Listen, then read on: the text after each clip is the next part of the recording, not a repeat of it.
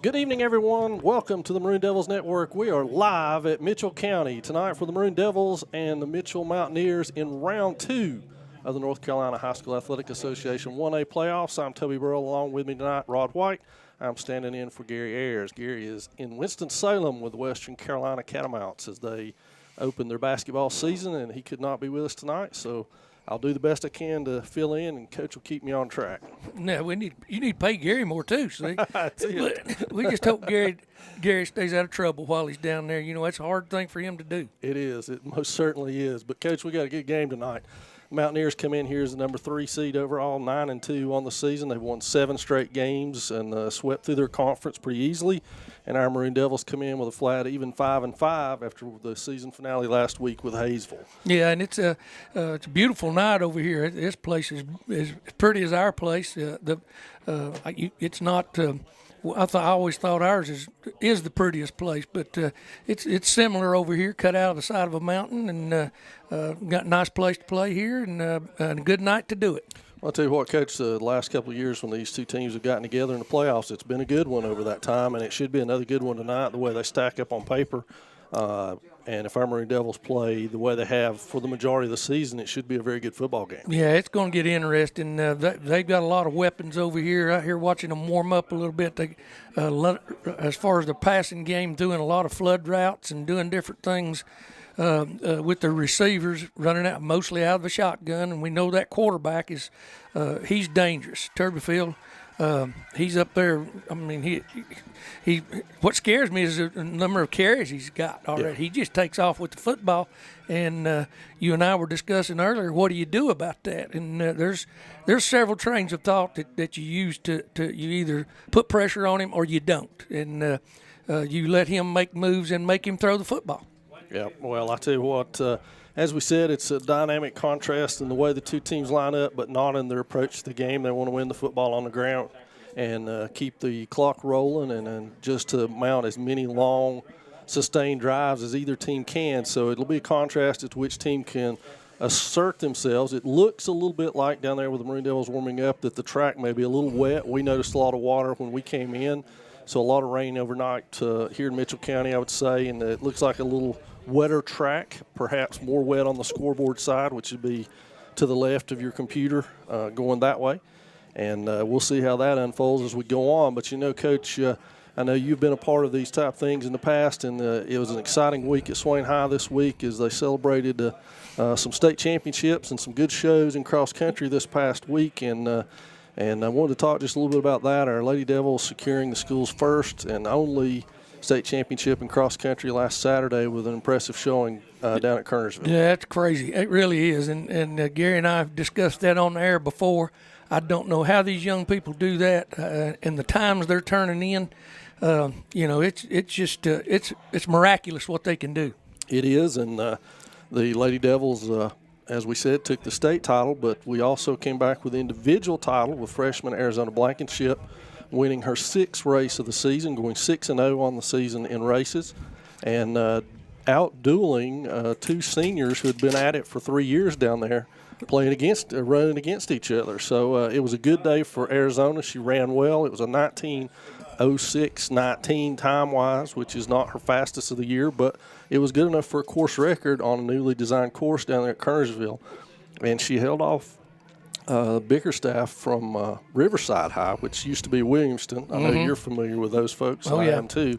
But she held off Bickerstaff, who finished second last year as well, to Lauren Tolbert from Highland Tech, who Arizona beat in the regionals, and Tolbert finished 3rd down there at Kernersville for the state championship. So an impressive outing by the freshman. She had a tremendous year, the best ever cross-country year, we could say. Yes. And just impressive from Coach Chatham and Coach Payne did a tremendous job with those folks all year long and getting the most out of them, and it was great to see their success last Saturday. Yeah, I like to think of Arizona. She kind of snuck up on them. See, she did. She hadn't been out there, and she was a new face. I'm sure they heard about her. Oh, I know they did. They heard about her, but she caught them off guard. I guarantee you, and it makes me tired just to watch them practice and train. So I'm. Well, the race was an exciting one. We'll have some highlights for you in the coming week. We were there. Joe went down and recorded some of the highlights of the race. But over the course of the first mile and a half, I think in talking with Sonia Blankenship, Arizona's mom, I think the lead was exchanged somewhere around 18 times during that period. And then over the next mile, it was Bickerstaff and Arizona who pulled away from the rest of the pack, and then they battled down the stretch. And with Arizona pulling away in the final 800 meters with a very impressive kick. Phew, Lord, I can't imagine where your mind goes when you're doing that. I really can't. I mean, I run from my wife and I run from bears, but as far as running to beat somebody else, I haven't done that in a long time. I haven't either, and I would hate to have to try to do it. Me too. Because I would lose. Yeah. But this week I learned one of the more impressive things about Arizona's run this season is that she did it all with a terribly bad ingrown toenail. And can you imagine that? I can't imagine that. She did it the whole season with an ingrown toenail. She had it removed this week after the state championships were over. So she ran. She waited to have it done. Waited to have it done That's until good. the season was over. Yeah. And she was driven all season long. There was a nice article we did about her on the Maroon Devils Network talking about the amount of summer running she got in and competitive nature she'd been in even in middle school. So our congratulations to those folks on a job well done. And our men's team, Coach, didn't win it, but they did awfully well. They were the second finishing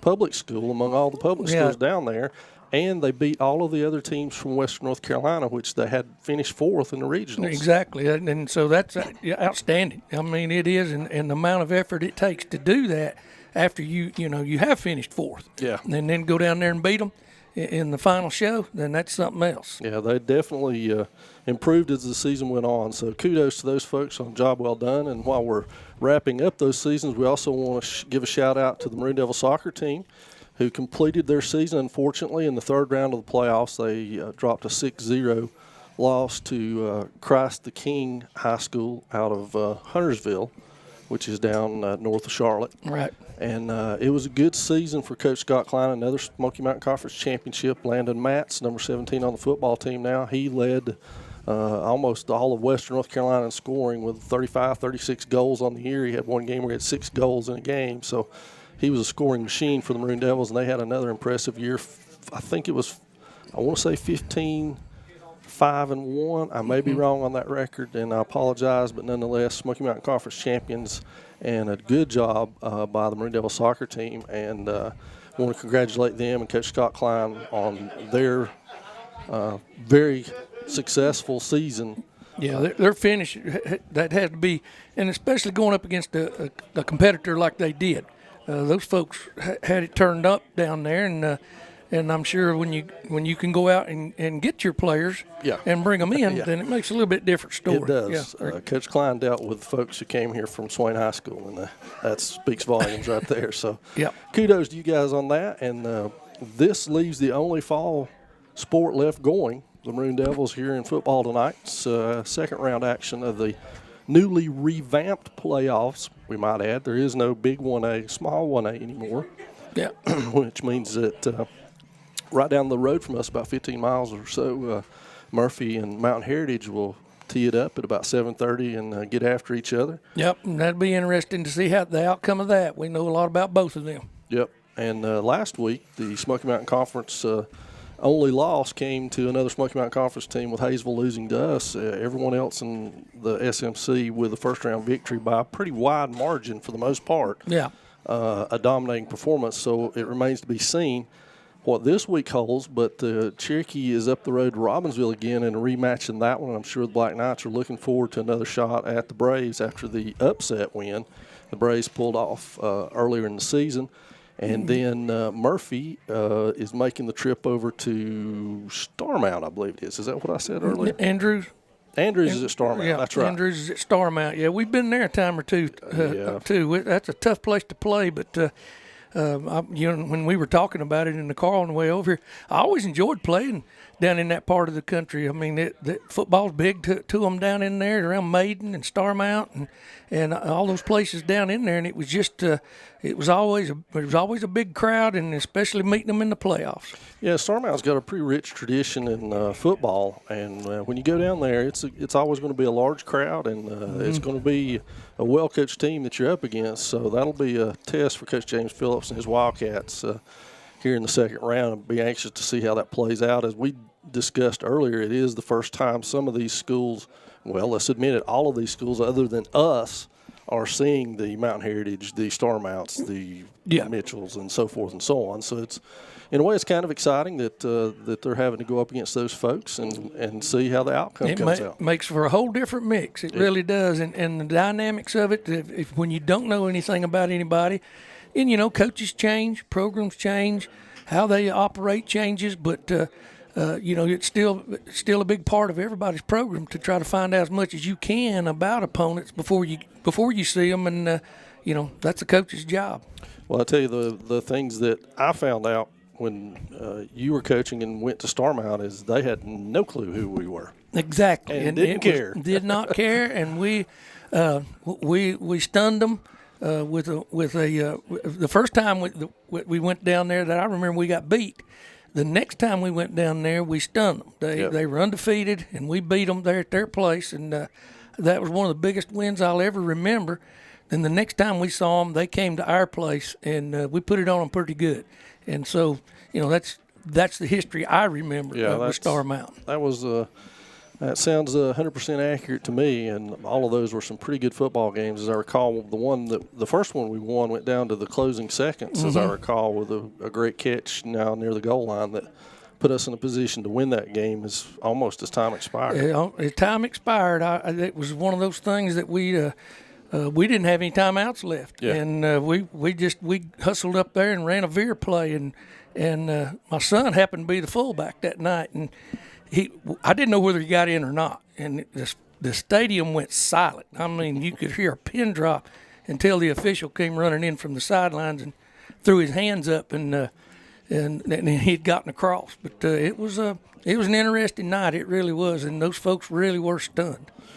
Well, football playoffs are always interesting in the 1A ranks as to how things go, and we'll try to keep you updated as we go along tonight. We appreciate you joining us here on the Maroon Devils Network. I want to give you a quick word about why we are audio only.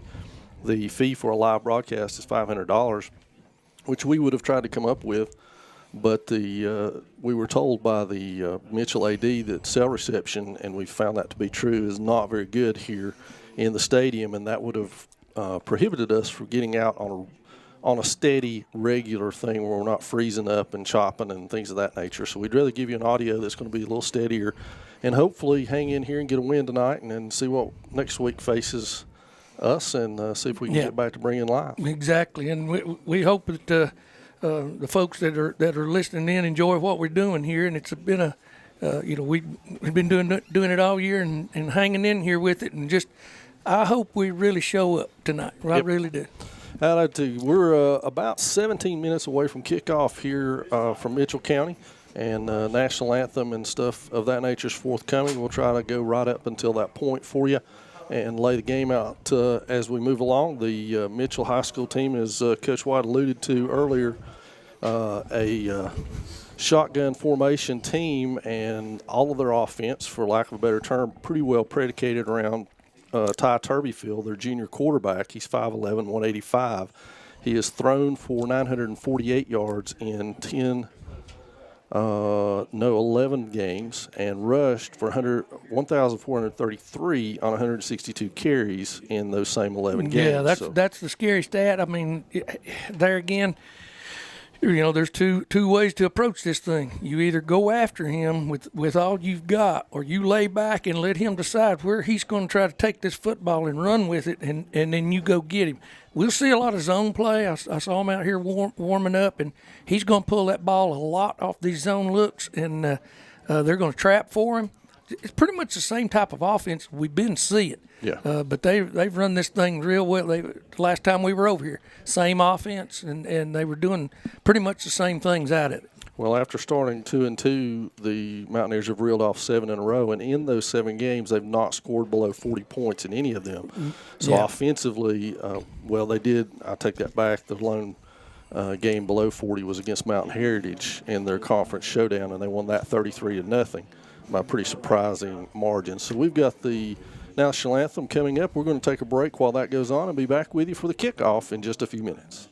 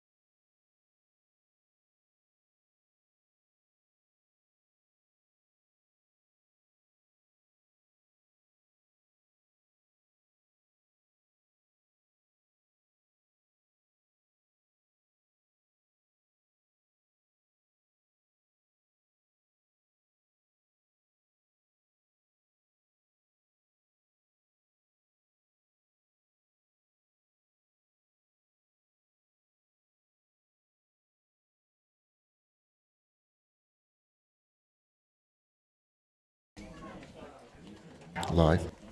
And we're back, fans. Again, thanks for joining us here on the Maroon Devils Network tonight for this audio-only second-round game between our Maroon Devils and the Mitchell Mountaineers. And, Coach, as we head into this, our offense will be pretty much goes the way junior quarterback Gabe Lillard goes. Exactly, and he's exciting to watch.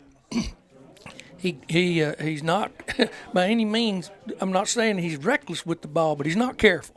He's not careful, right. And he goes with it, and he goes as hard as he can go with it, and he tries to make plays. Well, you can't fault the young man for that. You know, you want him to hang on to the football, sure, but he's going to try to make things happen, pitching the football, throwing the football, and running with it himself. And he's been a huge part of this offense. Well, last week against the Yellow Jackets, Gabe had 2 touchdown passes. One, a spectacular grab in the back of the end zone right as the half ended to Cooper Hyatt, who's really developed into a solid receiver out there. And then Lillard also rushed for 2 touchdowns during that game, so he accounted for 4 of the Maroon Devils scores in that contest. So he is a key, integral part of the Maroon Devils attack. Much like the Mountaineers, they're not going to throw it over 10 times a game. But they need to be effective with it. So that's what the Maroon Devils also would like to do. They need Lillard to be effective with his passing and to move the chains and take advantage, keep the defense stretched out so they can't settle down into veer lanes. Yeah, exactly. And you know, I can't see this game becoming a big play game. It could surprise me.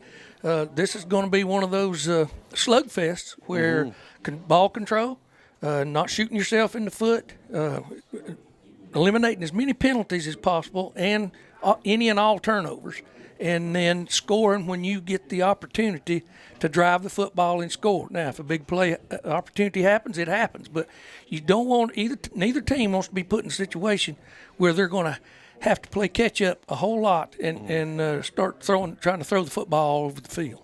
No doubt about that. The Maroon Devil defense has waffled themselves back and forth between outstanding and questionable at times. And I think the one thing over the last couple of weeks that has emerged out of that defense is the stalwart play of All-State linebacker Carson Taylor. Yeah, there's not a coach around that wouldn't want to coach that young man. He's a player. He go-getter. He contributes on offense. He's a hard runner, but on defense, that's where he makes his living. He is a player. He's a great linebacker. He understands what he's seeing, and he knows how to attack and when to attack. And the one thing that I haven't spoken to Coach Neil Blankenship about, but that I felt like and wanted to ask you about, is I think sometimes on offense they don't give him the ball as much as they would like to keep him fresh for defense. Yeah, we notice a lot of times that they have to spell him because he is. I mean, he makes his living on the defensive side of the ball. However, offensively, we see him knock people backwards for first downs. We see him get that little bit of extra yardage every time he's carrying the ball. But you really can't just continue to run him and wear him out. Well, the Maroon Devils did an excellent job last week containing the Hayesville Yellow Jackets, which other teams, frankly, that beat the Maroon Devils during the year had a difficult time controlling those Yellow Jackets in that passing game. But the Maroon Devils twice handled it extremely well, and they did so with a good defensive game plan. And, Coach, I think that's one of the things, and I'd like for you to speak to that a little bit more, but I think that's one of the things in the 3-game and 8-day stretch we had is we didn't have enough prep time. Well, it really was, and there again, I've said it before. I would really have hated to be in that situation, but Coach Blankenship and his staff, they were in that situation, and I often thought to myself during that 8-day period, how would I have handled that? You know, you have to kind of search your own mind about how you handle this type of preparation for what is, not questionably, but pretty sure the 3 best football teams you were going to be seeing. And right there they were, all in a row and in an 8-day period. So when that onslaught was over, it was almost like Coach Blankenship and the players and the staff, they caught their breath. They sat back and they said, okay, now this thing is getting down to the nitty-gritty. We didn't win the conference, but we're going to take it into these playoffs like madmen. That's what I saw last week. That's basically what I saw. I agree with you 100%. To me, last Friday night, this Maroon Devil football team was a different team. They really were. They really were, and it was exceptional because we actually saw some of that enthusiasm, as you mentioned earlier, some of the camaraderie that we talked about on the way over here, and how they seem to pull themselves together as teammates once again. And because they know good and well that this is their last hurrah. Absolutely, it's one and done. No matter what your record is in the playoffs, you get one shot and that's it. Mm-hmm. Maroon Devil captains now filtering out onto the field. It is a long walk here at Mitchell High School from the locker room to the field itself. It's actually down in a lower level, and the Mountaineers and Maroon Devils. Well, the Mountaineers have not yet started to make their way down, but the Maroon Devil captains are making their way out. Devils tonight in maroon bottoms, white tops, and, of course, the classic maroon lid to go with that if you're wondering what the look is. And we will say that In warm-ups, it looked like Zach Stepp was going to be back. He's dressed. Cameron Blankenship also dressed. Those two will certainly go a long way towards depth on that defensive side of the ball. Especially in that secondary where we need that tonight. We're going to need folks who can not only cover receivers but make open field tackles, especially with this quarterback running as wild as he's been doing. Yeah, I would think that's the key tonight for the Maroon Devil defense is to keep Ty Turbyfield under wraps. And if they do that, they're certainly going to have a good shot at winning this football game. Yeah, I don't know exactly. I've not seen enough film on him or seen him play enough to really understand what all his strengths are when he runs with the football. But as far as the passing game, it's one of those things that you might want to say, hey, we're not going to put all this pressure on him. What we're going to do is once we see where he's going and how he's going, then we're going to attack it that way. Yeah. But we've talked about it. We talked about that on the way over too. That it's a two-pronged attack. You either go after him and you try to swarm him, and you miss him. It's like two trains passing in the night. Or you lay back and you absorb him just enough to keep him from breaking your back. Well, the Mountaineers are now sending their captains out. They have an inflatable helmet in the end zone that their team will come on the field with. So we're just moments away from coin toss here. The Mountaineers in solid gray uniforms with purple trim and purple helmets. And as we said, our Maroon Devils captains tonight looks like Donovan Grunwald, Cameron Blankenship, Cooper High, and Carson Taylor, yeah. I believe. I believe that's them. I do not have binoculars tonight. No, we don't, and it's a long way across that field. And I believe we're right, though. The Maroon Devil crowd, a little sparse, but the Swain High cheerleaders and Swain High band are here in force as usual. And just what a tremendous job those folks do in being a part of this road trip when we get in the football playoffs. Yeah, it's road trips are special. They present their own problems, but at the same time, playoff time and according to where you're seated and how your conference outcome is and your won-loss record, then it's a lot of people have to become road warriors. We've been down that track before. Well, as we said, just seconds away, the Maroon Devil team now making their way into the far end zone to come through the tunnel made by the fans of the Maroon Devils and cheerleaders and ever-present sign. As we get the flip, the Mountaineers have won the toss, and they elect to take the football first to try to get on the scoreboard. So our Maroon Devils will be on the defensive end first, Coach, and we'll see right away what the Maroon Devils' approach to corralling Ty Turbyfield is going to be tonight. Yeah, and we'll see early and often exactly what their plan for him is, and he's walked them this far, and they're going to continue to ride him on through this thing as much as they can. Absolutely. I'm not sure where the officials are out of tonight, but I would assume they're neutral conference officials. I could be wrong. They may still be in the Mitchell Conference booking those depending upon distance they have to travel and so forth. But that means that Gavin Lanning will be kicking off for the Maroon Devils to start things here. And the Mountaineers will go on the offensive first. So as we said, just moments away. Yeah, just moments away. We're getting both teams onto the field now, getting their entrance celebrations done, and then we'll have the kickoff for you. What's interesting about this whole scenario is, we've been here before. There was a period of time when I was coaching, we played Mitchell sometimes during the regular season to fill up a schedule. And we'd always try to do a trade-off, a one-on-one deal where, one game away and one game at home. And over a period of time, then sometimes as they realign the conferences and different things start happening, then you just end up seeing them in the playoffs. And then there was a period of time there we didn't see them all to 2019? Yeah. I guess it was. I think we played them in the state championship year. We had to play them up here. They were the higher seeded team. That's right. Okay. And we came away with a win. It may have been the Western Finals. I believe it was the Western Finals. I believe it was the district finals. And, yeah.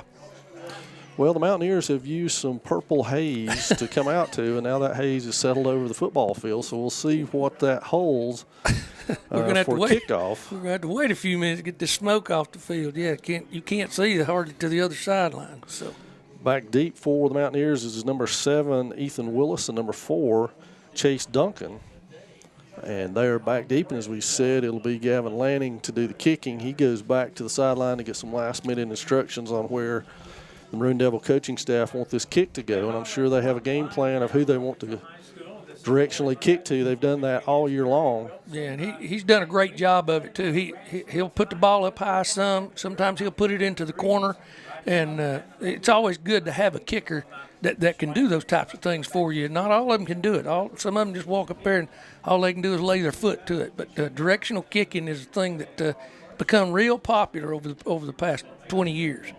Well, Gavin is a soccer player as well. He had a great soccer season, but I don't know but what he's a better football kicker than he is a soccer player. He's become quite effective at everything that the Maroon Devils need out of him, to be honest. And the delay here is for the purple haze to blow off the field. It's almost gone now, so we're just about set. It looks like number 11, Caden Phillips, was hidden back there by the gray, He really was. gray fog, but he's back there with Duncan and Willis. We found him, yeah.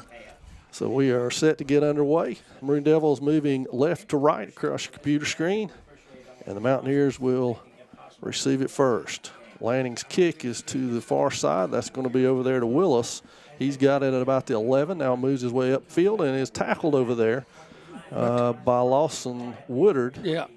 About the 26-yard line, I believe, 25-yard line. 25-yard line, sure did. He made it out to the 25, and we gang tackled him there real good. It's a great kick. So right away, the first thing I noticed about the Maroon Devil defense is Gabe Lillard is out there. Yeah. They did not wanted him playing all year on defense because they didn't want him to get hurt. Yeah, I think they're going to use him mostly to cover the field right here. That's why they lined him up to the wide side of the field.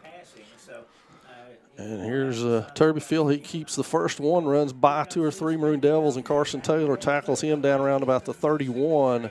And Coach Heeg made it through that first wave pretty effectively. Yeah, that was a double lead play. It's just that isolation for the quarterback out of the shotgun. They even pulled a backside guard and took the running back, led him up into the line of scrimmage. So 2nd and 4 for the Mountaineers. They've got 2 to the wide side of the field in Willis and Gabe Brandt, their leading receivers. And now they move the tight end over to the wide side as well. And the running back is over there. He's going to roll this way. He gets outside of containment. Yeah, that's the dangerous part of him right there. Is that if you get that end hooked at all, when I mean hooked, you get outside of him blocking and he loses containment. It's a foot race from that point on, and that's exactly what happened right there, and he picked up the first down. Well, he's up to the 37, that tackle by Taylor and Lillard over here on the Mitchell sideline, and another big gain by Turbyfield, and it's 1st and 10 from that 37-yard line of Mitchell. And they will break huddle and go to their spread formation again. And beside him is Carter Hull, their second leading rusher on the season. Hull's got this one, and he spins off a couple of tacklers and was going free had it not been for Carson Taylor. That's a gain of 10. Yeah, gain of 10. That's a zone play. All he's doing is looking for that inside zone crack, and that means the first open gap he sees, he runs into it just as soon as he gets the football. Running a lot of this wing set right here now. They like that for their running game. They move this wing back from one side to the other. And here we got the guard and the running back again pulling for the quarterback. That was 2 tight ends and a flank back over here and run right straight to the power. Yeah. A la Andrews last year on us. That was Turbyfield on the carry. He was pulled down over there by Lucas Sutton. Sorry. Yeah, that's all right. Lucas Lost Sutton. his name there for a second. After a gain of about 6, it's 2nd and, well, call it 5. Long 4, if you will, for the Mountaineers, who are now in Maroon Devil territory at the Swain 47. Put the wingman in motion. He should be the last man on the line of scrimmage. And that's Turbyfield again. Yeah, trying to get outside, trying to get the first down. That's a zone. That's kind of like an RPO play with a run pass option, but he had no pass part of it.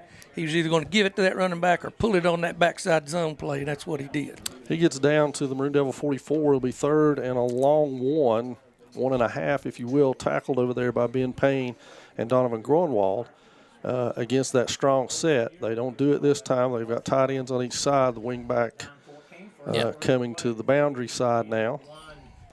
And Turbyfield will take it behind his running back. And guard and lead back play. What they're attempting to do is block everybody down on the inside.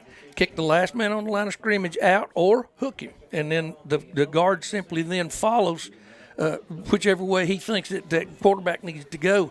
And really all the quarterback's doing is just watching him and making that cut right off his rear end.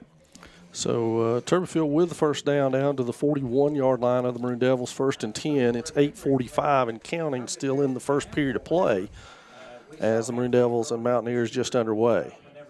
And running a double wing set this time with one tight end to this side and a split receiver to the wide side. And they move the running back over to the left side of the formation, and now it'll be a pass play. They flood the zone. Underhanded flip. Yeah, he pitched it forward, which is a legal forward pass. He just pitched it up to the number 22 there right before he was standing right on the boundary and pitched it up there to him for about a 6-yard gain. He's down to the 35 as he steps out of bounds. As soon as he catches the ball, that was a la Brett Favre there, if you need a visual of that, as he goes to his left, and the pursuit came for him and left hole open about 5 yards downfield. So we're playing a lot of a 5-man front right now. We're moving folks from side to side, and we're going a great deal with a 4- and 5-man front according to where they line these wing backs up. There's a pass out to the side, first down. That's to Willis over there. He's tackled by Hyatt and not sure who that other Maroon Devil was. Yeah, what they did then was just to the wide side of the field, 2 receivers out there. It's the first time we'd really seen them to the wide side of the field. He threw it to the inside receiver as soon as he got the ball, and he was out there one-on-one. And that one's down to the Maroon Devil 25, another first down for the Mountaineers. Just a tick or two under 8 minutes left in the first period of play here. And the Maroon Devils line up now to 3-5. Going to run an underneath screen to 21. He's tackled by the defensive lineman. The ball popped out. That was Connor Driver who stayed back to handle that. Yeah. And a good job by Connor to hold him to a 2-yard gain. It was clearly a screen as the Maroon Devils broke free. Looked like a Swain team picture. Yeah, came running through there, and the receiver ran back underneath the line of scrimmage, and the quarterback hit him there, but the defensive lineman ends up making the tackle. Maroon Devils appear to be substituting based upon the tight end and the sets the Mountaineers are employing. They're back to 2 tight ends here. Yeah, they're running them in and out, and they're watching them over there. And now we're back to our 5-man front again. Put the back in motion. The quarterback back there by himself. Oh, threw it out here, and Lillard come up and gave him a love tap right there, but quarterback overthrew his receiver out here in the flat. It was the back in motion. First bump in the road for the Mountaineers. It's the first time they failed to gain yardage on a offensive play from scrimmage. It leaves them 3rd and 8 with just at 7:02 remaining in the first period of play. They're down to the Maroon Devil 23-yard line and need to make the 15 for a first down. I'm sure this is 2-down territory. Oh, yeah, for them, especially with that quarterback. And I'd say they'll go right back to run, giving him the option to run with the football as they go out of 2 tight ends and wing set. Put the back in motion again. Now they're pulling both guards out in front of him, and he picks up about 5. Tackled over there by Nathan Bogdanovich. Drags him down at the Maroon Devil 19, so he'll be 4 yards short of the first down. 4th and 4 here at 6:40 remaining in the first, and they are going for it. Turbyfield comes back on the field with the play, and the Mountaineers break huddle now. Yeah, I can't see them doing anything very much different, but letting him run with this football, running out of 2 tight ends again. We're trying to get us to jump off sides. We didn't. Now they're going to reset themselves, get a new play in. Turbyfield tells the line what we're going to do, and now he's just reading. Quarterback trap again. He's got the first down. He's got a touchdown. Yep. as he's into the end zone, and the Mountaineers are on the board first at 6:09 of the first quarter on a 23-yard Ty Turbofield run. Yeah, he just they faked to the running back to the pulling guard side, and when the guard pulled, all he did, they single trapped it inside. They trapped the first down lineman, and he ran right up in the line of scrimmage. Ben Wessinger on to attempt the point after for the Mountaineers, and Maroon Devils are offsides. And that will move forward a yard. Yeah, he probably will decline this. Most coaches do. They decline the penalties so they can snap it from the same place and not move the ball around a whole lot and have to realign everything. And that's where your kickers used to kicking it from, is from the 10-yard line. Well, and you are exactly correct, as they have declined the penalty. High snap, holder gets it down, it's up and it's good, and the Mountaineers will take a 7-0 lead. Our Maroon Devils will receive the kickoff for their first offensive possession in just a few moments. We'll be right back.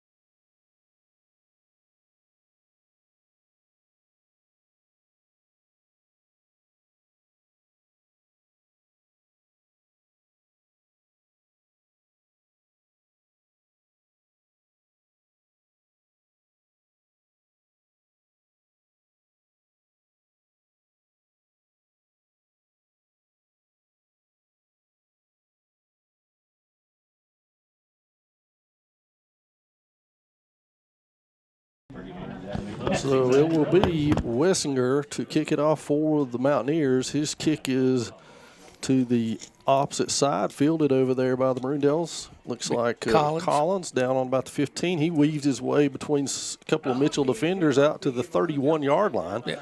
So decent starting position for our Maroon Devil defense. They will see a Mountaineer, or offense rather, they will see a Mountaineer defense that employs a 4-3 look with 4 down linemen and 3 linebackers. So we'll look for the Maroon Devils to find some veer lanes here early on. They break huddle with a T backfield. First time we've seen that in a while. That's pretty neat. And they run the sweep out of it. To Groenwald on the sweep, and he breaks through. He's got some blocking in front of him and some room. He's down inside Mitchell territory to the 40. 40-yard line. Great run. Huge gain. That was great. That's the way you do something a little bit different. T backfield now, if you imagine that. 3 backs back there behind him. Not a wishbone, but lined up in a line. He opens up, hands the ball to the far back, and everybody's reach blocking. And he gets out. Grunwald gets out here on the edge and just does what he does. He turned up the sidelines and picked it up. So the Maroon Devils, with a huge 30-yard gain on first down, now employ a traditional veer set. Carson Taylor goes in motion, leaving only one running back. Pitch to Collins on the outside as they're trying to get outside on the Mitchell defense. Now he's going to be thrown for a big loss back there by Ethan Willis, who came through. Yeah, and where that all started was we could not get that the defensive end, number 44, over there reach block, and he was able to disrupt that play enough we couldn't get it upfield. And so we're running towards the sideline, and the linebacker comes through and makes the play. So the Maroon Devils behind the sticks with a 2nd and 13 from the Mountaineer 43-yard line. Veer set, nope, T set again. Mm-hmm. Handed to Groenwald again.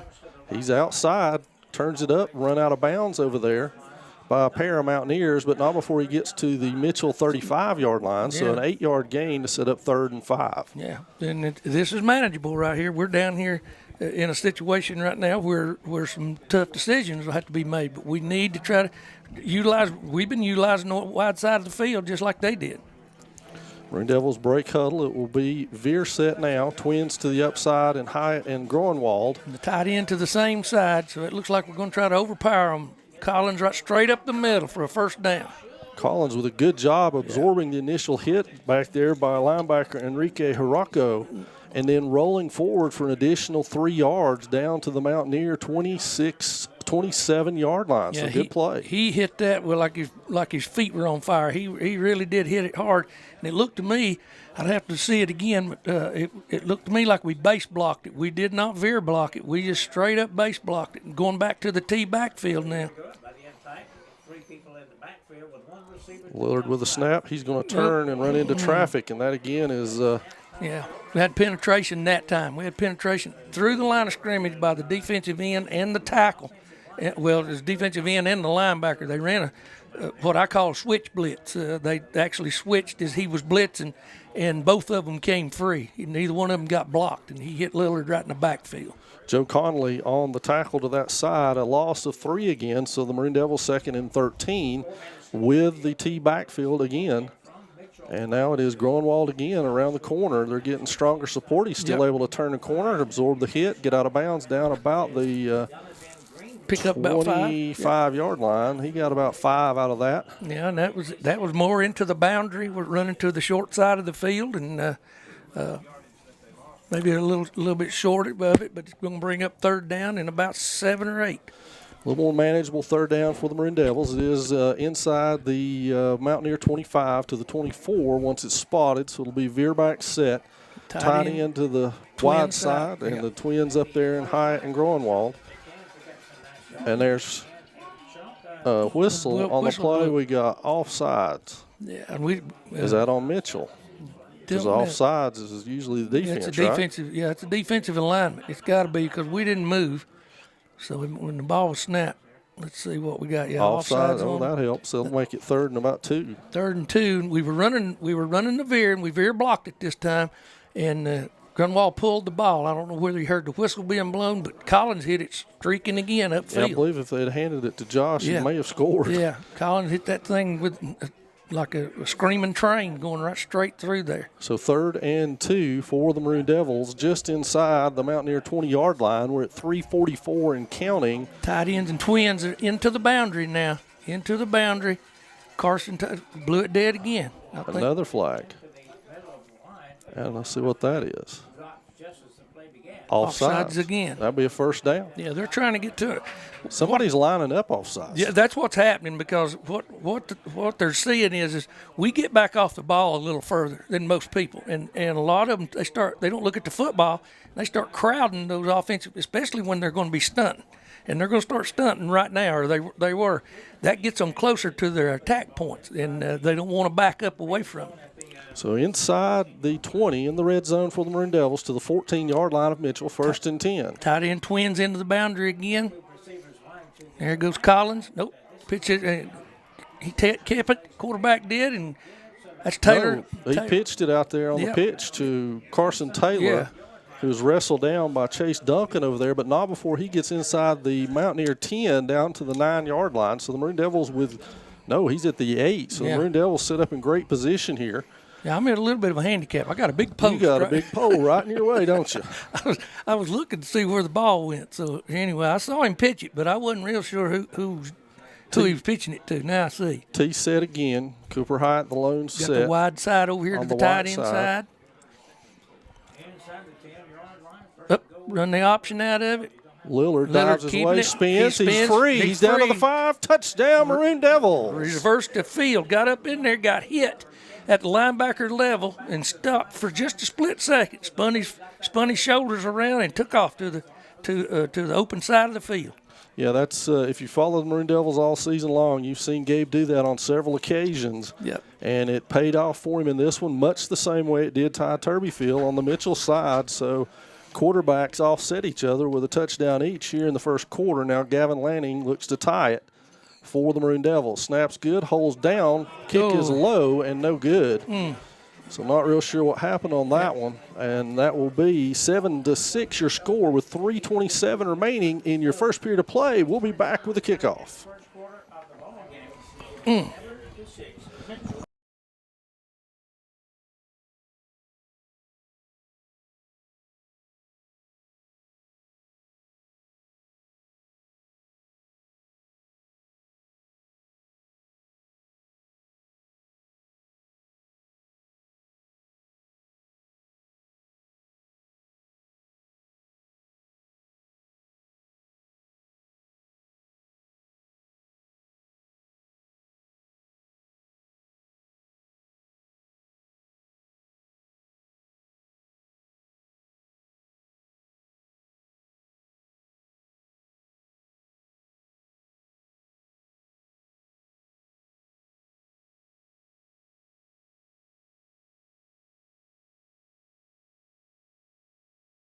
Go ahead. So the Maroon Devils will kick it again. The Mountaineers don't have enough players. They've brought Ethan Willis on and all moved up to about the 15 now for Gavin Lanning's kick. And the Mountaineers will go on the offensive for the second time tonight. Lanning's kick over to that home side, our side, the 15 to Willis again. He heads upfield, now accelerates. Met over there by a group of Maroon Devils, and he runs through the tackles. Yeah, knocked a few of us down and ended up out the 40-yard line.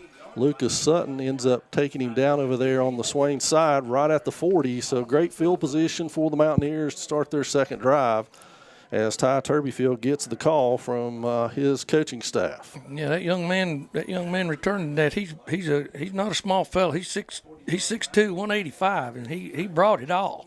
Well, he hit the accelerator right about the 30. Yeah. So now it will be spread set to the wide side of the field. Turbyfield moves his wing back over to the wide side. Now he'll tuck it and run a sweep around this side. Yep. Gets caught up over there in a wash and can't break through. He's thrown back by Sutton and Taylor, the linebackers. Both linebackers met him right there at the line. That's where they pull the guard again and lead with that back. That's their favorite go-to play with this quarterback, and I can see why. Now, we got to remember he scored on a single trap where they just pull one guard and they trap it inside, and we got to keep our eyes open for that. So Turbyfield comes to the Mitchell sideline for every play and then runs back onto the field to give his team the play.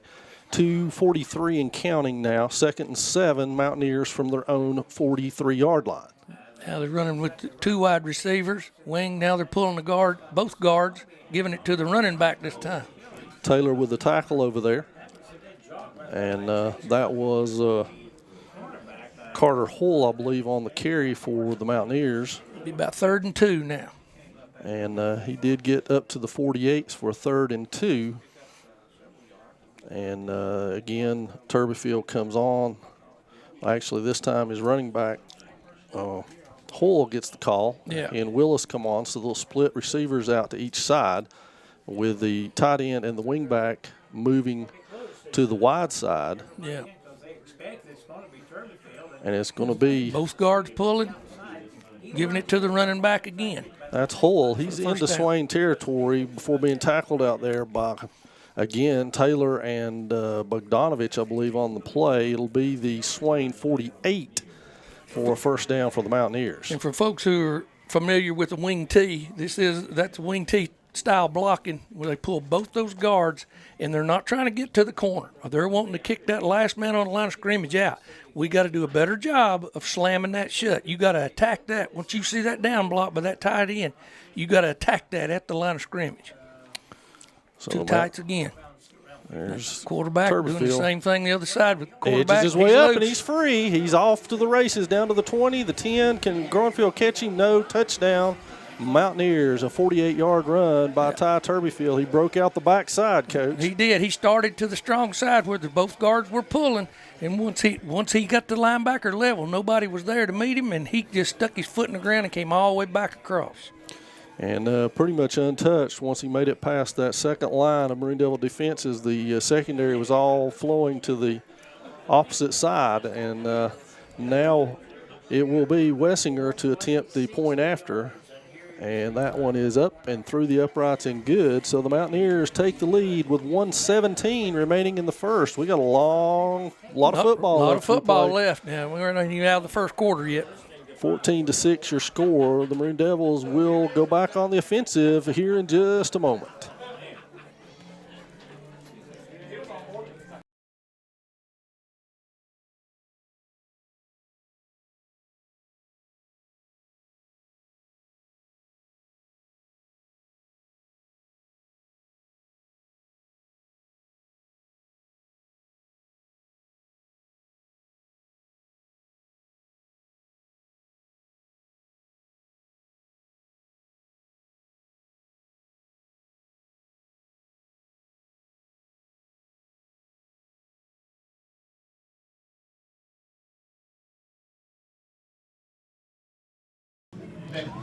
So Wessinger will kick it for the Mountaineers, and he goes to the Swain side of the Yeah, the center of hash the field. mark to punt to kick from. So that would be over towards Josh Collins and Cooper Hyatt and away from Donovan Grunwald. He's dead to the middle to Hyatt. He backs up to the 7. Hyatt with it on the 7. Now he hands it off to Grunwald, going back the other way. Grunwald makes a miss. Yeah, still on his feet. Out to the 40. Yeah, still running. Did a wonderful job. It was reverse. Yeah. He pitched it to him in the air behind him, and Grunwald turned it up the sidelines. And it eluded one Mountaineer and got into that second level all the way up to the 40-yard line. So great starting position for the Devils with a 1st and 10 from their own 40 to begin their second drive with just 4 seconds over a minute remaining in just your first period of play. And now it will be traditional veer set for the Devils. Taylor with the inside midline, and he gets about 2 before being brought down by the interior of the Mitchell line. Yeah, they squeezed that down real tight on us right there. And in a few minutes, Gabe will make them pay for that because he will keep that football and he'll put him on a linebacker out here one-on-one. So the Maroon Devils 2nd and 7. We're down to 40 minutes. We'll have to run one more play before the quarter expires as they look over to Scotty McMahon and Ramius Smith to get the signal, and they break huddle with 20 seconds still remaining on the play clock, 27 still remaining on the quarter clock. It's Reese Winchester and Trips out here now out of the gun, flipping it out to Collins. He's caught behind the line of scrimmage. And I'm not sure what that was. They were trying to get him out here to the wide side of the field with 3 blockers in front of him. And as soon as he started out of the backfield, the linebacker jumped him, and he was the first one to get to him once he caught the football. Well, it's a loss of 6 on the play, and it will set the Maroon Devils up with a difficult 3rd and 16 from their own 34-yard line. That's going to do it for the first period of play. We'll be back with the second period in just a few moments.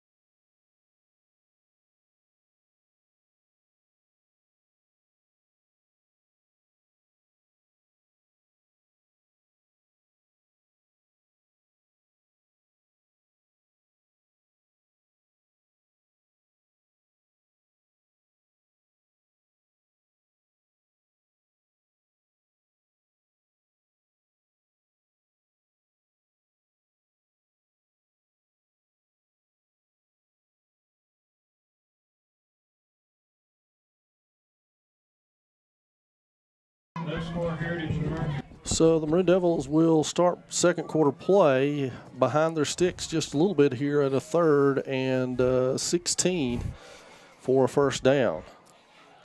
As they going to run out of the T backfield again. Back in the T again.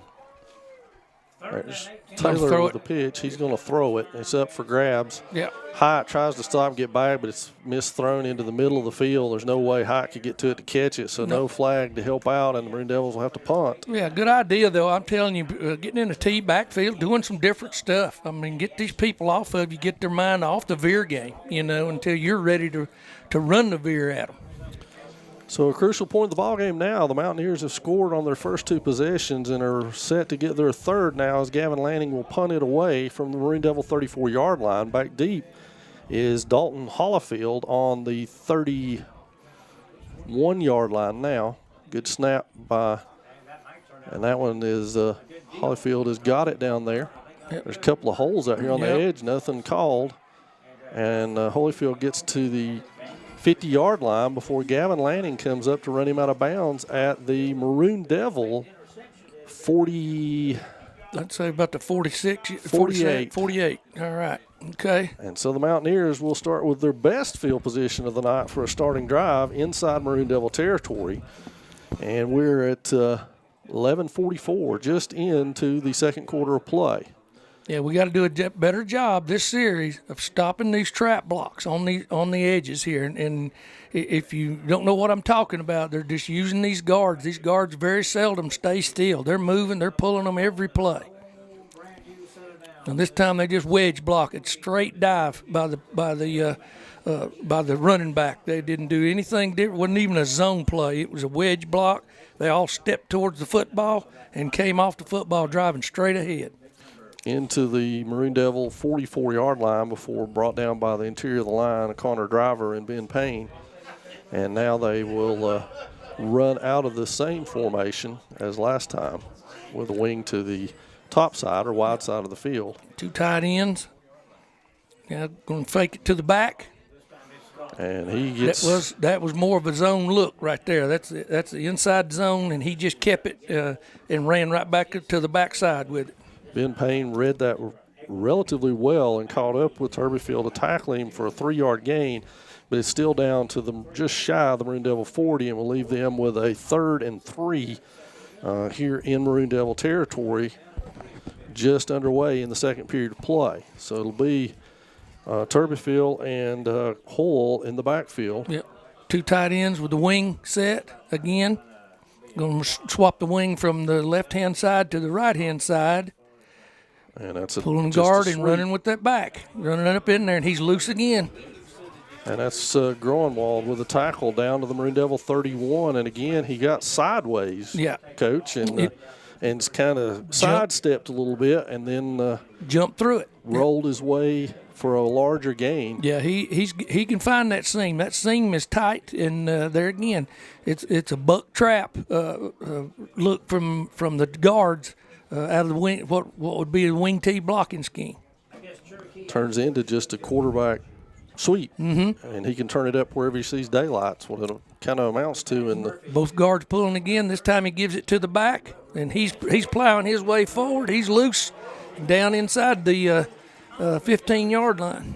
Lillard with a touchdown-saving tackle to the 13 of the Maroon Devils, though, for the Mountaineers, as that was Carter Hull on the carry. And again, he had some initial contact and kept his feet moving and just kept moving forward. Yeah, and they're hitting the seams right where they need to. They've run this offense enough to where there's no question they don't miss where the blocking's taking place.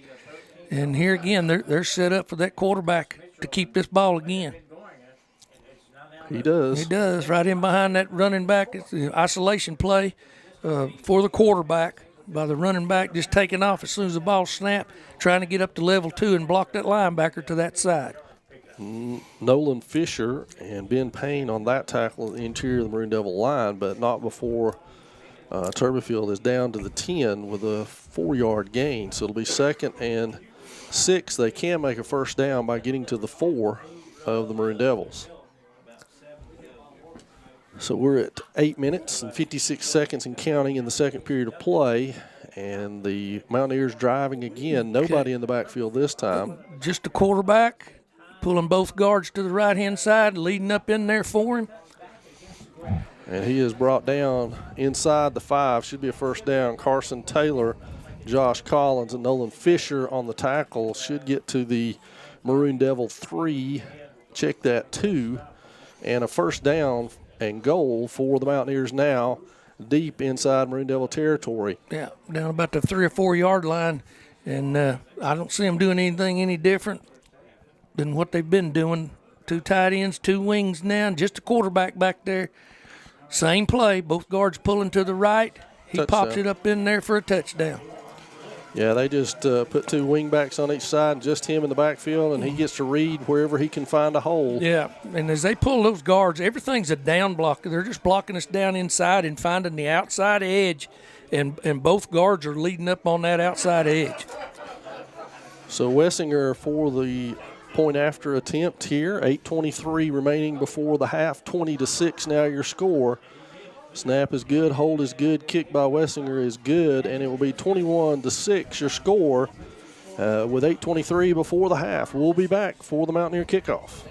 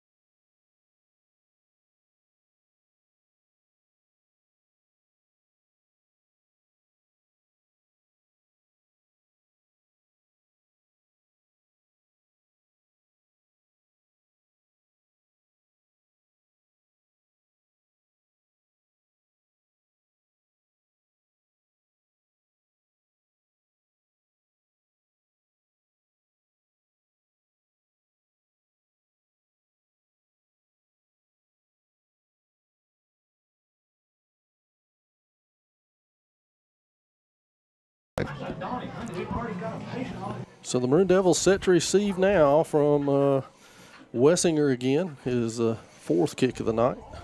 And that one is deep. On the run is Groenwald. He is all the way back to the 1 to field it now. Heads back upfield, looks for an open. He doesn't find any room over there. He's tackled by a host of Mountaineers on the Swain sideline. He gets it back up to about the 22, 23-yard line, and he's still down. Yeah, he took a shot over there when he turned up the sidelines, and he's getting up slow. He sacrifices his body every play. And he will go off for this play. The Maroon Devils have it 1st and 10 from their own 23-yard line to begin this drive. And they will go to the traditional veer set with Hyatt and Blankenship split to the wide side of the field. There's the run. Nope, there's the pitch. And Taylor loses a yard or two on the pitch to the outside as the pursuit on that side. They're getting no traction on the side of Joe Connolly over there, number 44. No, he's a player. He's absolutely shut us down every time we tried to get to that edge on this side. Yeah, it's anything wide to his side has been for negative yardage so far. So the Maroon Devils again now 2nd and 12, veer set, and this will be Lillard. Lillard still for got a it. Huge loss. He's still on his feet. Now they got him. He danced his way around from being thrown back to the 10 to get back out to the 15, but another big loss of yardage. It'll be 3rd and right at 20. Yeah, 3rd and 20. 3rd and 20, and there's going to be a timeout, I believe, by the Maroon Devils as they're going to talk things over here, and we'll take a break with them and be back in just a second.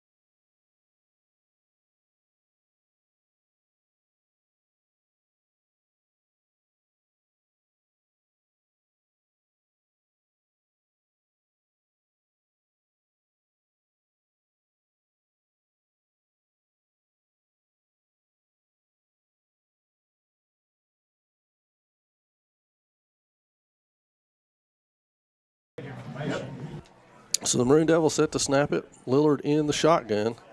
And there's a screen that was tipped by Hoyle out there and almost caught by Conley. Yeah. But fortunately falls incomplete for the Maroon Devils, who will now punt it away from their own 15-yard line and leave the Mountaineers with some excellent field position to start their 4th drive of the game. Yeah, tried to swing Collins out of the backfield on a short screen there, trying to just swing him out from the shotgun set, and the ball got tipped at the line of scrimmage. So it will be Lanning standing on his own goal line to punt this one away from the Maroon Devils. Back deep to receive it, Dalton Hollyfield. He's on the Maroon Devil 47. Excuse me. And that's going to be right at that spot. He muffs it and gets back to it and recovers it before being swallowed up over there by Dawson Fuller. Yeah. And it will be Mountaineer ball on their own 49 after the Holyfield muff on that punt. So yeah, he wanted to try to get another return like he did the last time, and he just took his eyes off that ball at the last second, and it popped out. So the Maroon Devils back to work trying to thwart this this offense rather of Ty Turbyfield. Yeah, he's putting on a show right now. He really is. We're nowhere near Sharon to see the stats at this point, but he's got to be close to 100 yards, if not already over it, for the game. Yeah, coming out with 2 tight ends again, wing set, put the wing in motion across the formation. We're looking at the guards, both of them pulling, giving it to the running back this time. He pops it through. They have found that trap alley, and they're over here. They're still trapping us on the ground. And that Josh Collins saves a touchdown, but not before Hull gains about 9, make it 10 We're going to measure, I believe, no, it's a first down, to the Maroon Devil 41, just the nose of it inside that 41, good enough for a Mountaineer first down. And that was, as you called it, a double pull kick out on the end, and he slithered through a little bitty hole, and there was nobody there. That's it. And before you know it, they're up on linebacker level. What has to happen is you have to close that on the line of scrimmage, and you got to defeat that lead trap block. And if you do, you put him into the lap of the other guard pulling. And this time they're just going to pop up and throw the football out here on a short route for first down. And another first down. And that's complete out there to Holyfield, tackled by Cooper Hyatt, but not before he's down to the Maroon Devil 27-yard line. Yeah, just a quick run and shoot play where the quarterback takes off running that way with it and throws it to him out in the flat. So 6:20 and counting in the second period of play here from Mitchell High School. Mitchell's doing a great job of mixing it up. I mean, they're still when they pull both those guards or one of those guards, either the quarterback or that running back's got it, and he's coming to that side. Just the quarterback double in the wing. Backfield this time, double wing. He's going Pulling to go to to his left. Sees it out there. He's corralled for the first time for little to no gain over there by the Maroon Devils. That was Groenwald, Taylor, and I'm not sure who the third Maroon Devil was over there. Yeah, we did a better job that time of not letting those trap blocks kick us out. And that the lead blocker for the quarterback, which is the backside guard, couldn't get up in there. And when he can't get up in there, he can't find that seam. The quarterback can't find it. So it'll be 2nd and 9. First time the Mountaineers have faced that particular predicament tonight. And they have pulled one of their tight ends, it looks like, and will now go 2 splits and a running back with a wing back and a tight end. Now we're going to throw the football again. So he throws it, and it's overthrown to Hoyle out there as they put Turbyfield in motion. And, Coach, for as good a runner as Turbyfield is, his throwing motion, as we talked about in the warm-ups, is a little bit strange.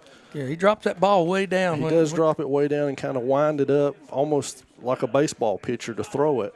Yeah, and he threw the last ball going to his left real well. Yeah. But coming to his right here, he just the ball's took off on him. That ball was well overthrown. No chance for his guy to catch it. And now it'll be 3rd and 9 for the Mountaineers. First time they've been this far behind the sticks in their play calling tonight. They've got timeout. They're going to call a timeout here as they need to talk things over just a little bit. They had their set of one running back, the quarterback back there, and they didn't like what they saw out of it, and they've called time. So with 5:07 remaining in the first half, the Mountaineers are on top here 21-6. The last score we heard from Robbinsville and Cherokee was Robbinsville on top 15-0. And I think I heard down in the press box that Mount Heritage and Murphy were tied at 8. Not sure if those scores are still holding or not. Of course, being at home listening to us on the internet, you can check that out on your phone or your internet. And if you're watching us on the big screen or listening, you can scroll around a little bit there and find the scores for yourself. Exactly. Yeah, the timeout they used right there was more because of the set that they had in there. I don't think they were happy with what the play call was with that particular set, because they look and it's 3rd and 9. Right. And if it's 3rd and 6, that quarterback back there, he's either going to throw out of that or he's going to run the football himself. It's all that's left. You can imagine that he's going to have the ball in his hand, and they're going to rely on him to make a decision to get them 9 yards. I here. would. Oh, Yeah, and especially he's got a wide side of the field over here. The ball's over in the hash, over on our sidelines, and that gives him room to move. He's got a wide receiver to the wide side of the field. He goes single back, just him, 2 wing backs and 2 tight ends. There's a guard in the tackle. He gives it to the wing back who runs up in here on the right-hand side. He does not get the first down. He is stopped short of it by the Maroon Devils. That is Collins and Zach Stepp, who's seeing some action now in there. But he is down to the 20 to make 4th down a lot more manageable now at 4th, and it's 3.5. Yeah, actually. But we'll see. This will be interesting right here what their play call will be, because with they want the ball in his hands. That's for sure. They got the wing and the running back to the same side with 2 tight ends.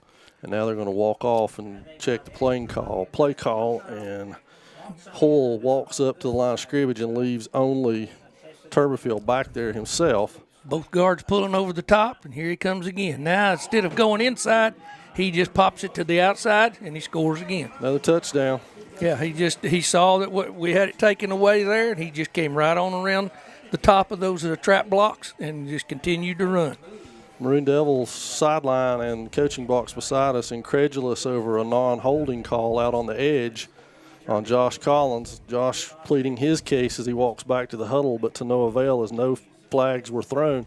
Matter of fact, since the first quarter on 2 penalties of Mitchell being offsides on defense, there's not been any more penalties. Not been any penalties.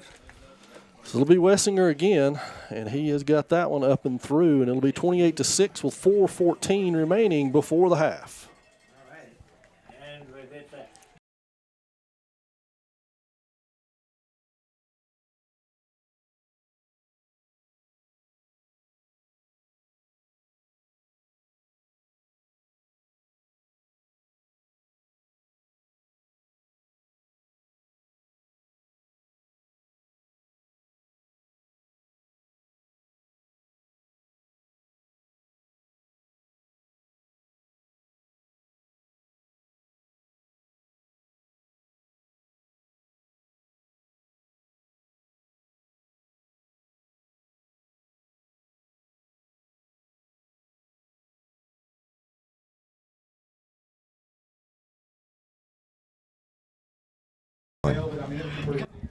So Wessinger will kick it off for the Mountaineers here, and the Maroon Devils need to have a break, go their way. Yeah, we need a break. We need a big return here if we can get it and get our offense underway.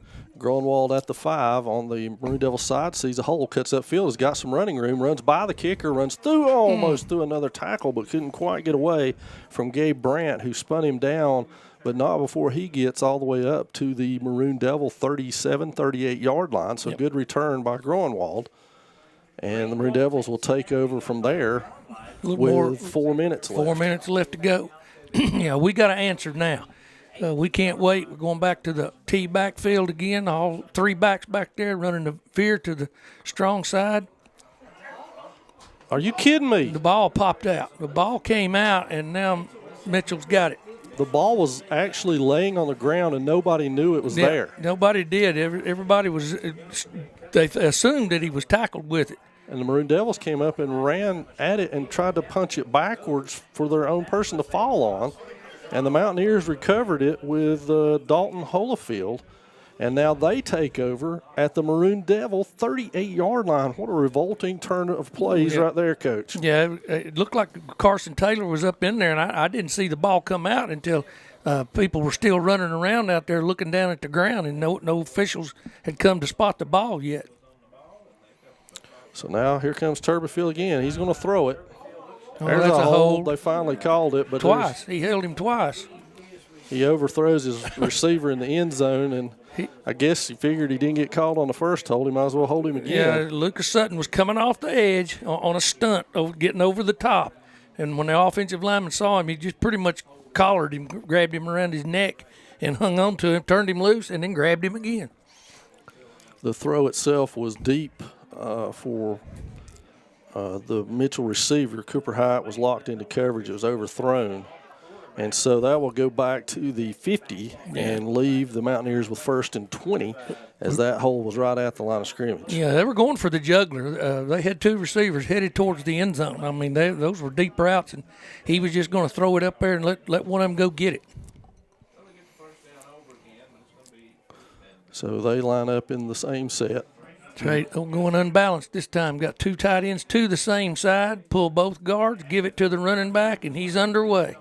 He's out to the 40-yard line, down to our 39-yard line.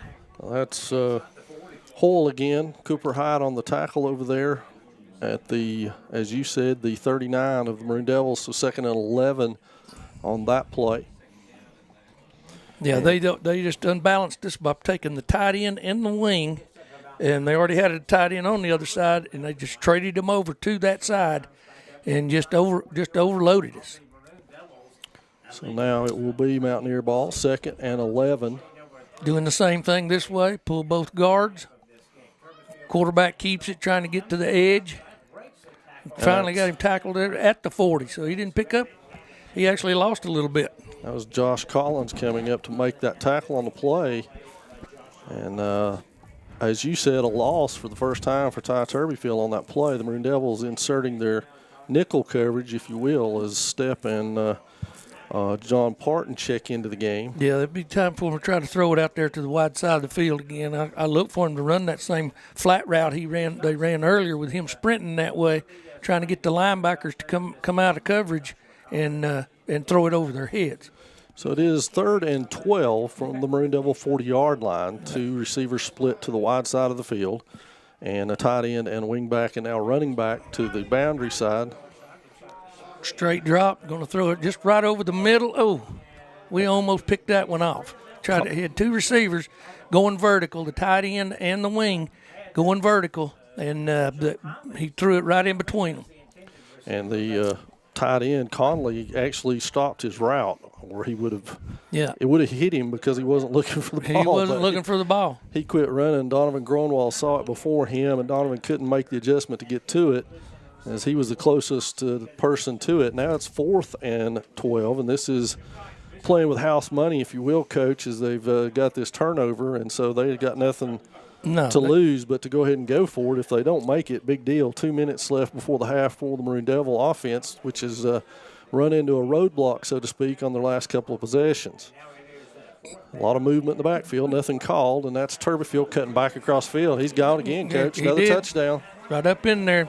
This time the running back and the guard switched assignments. The running back kicked us out on the edge, and the pulling guard turned up in there, and once he got in behind him, he just stuck his foot in the ground, came back across the formation, and scored. Again, it was against the grain. He came back away from the pursuit angle. The ball started to his left. He made initial contact into the line at his left and then cut hard back to the right, and all the pursuit overran it. He was free to run to the end zone. Extra point attempt, and we got offsides. Yep, we jumped offside. I believe that's on them. Yep, false start. Okay. So Wessinger will kick it from the 15 instead of the 10. He's had the distance for that, but, sometimes that extra distance gets in the kicker's head. Oh, yeah. As much as anything. He's had it from that distance all night long, so he'll try it again here. 2:07 before the half. It's 34-6 in favor of the homestanding Mountaineers. That one is up and good. Yeah, he put it through. It didn't faze him too much. Not at all. So 35-6 with 2 minutes and 7 seconds before the half. We'll be back for the kickoff.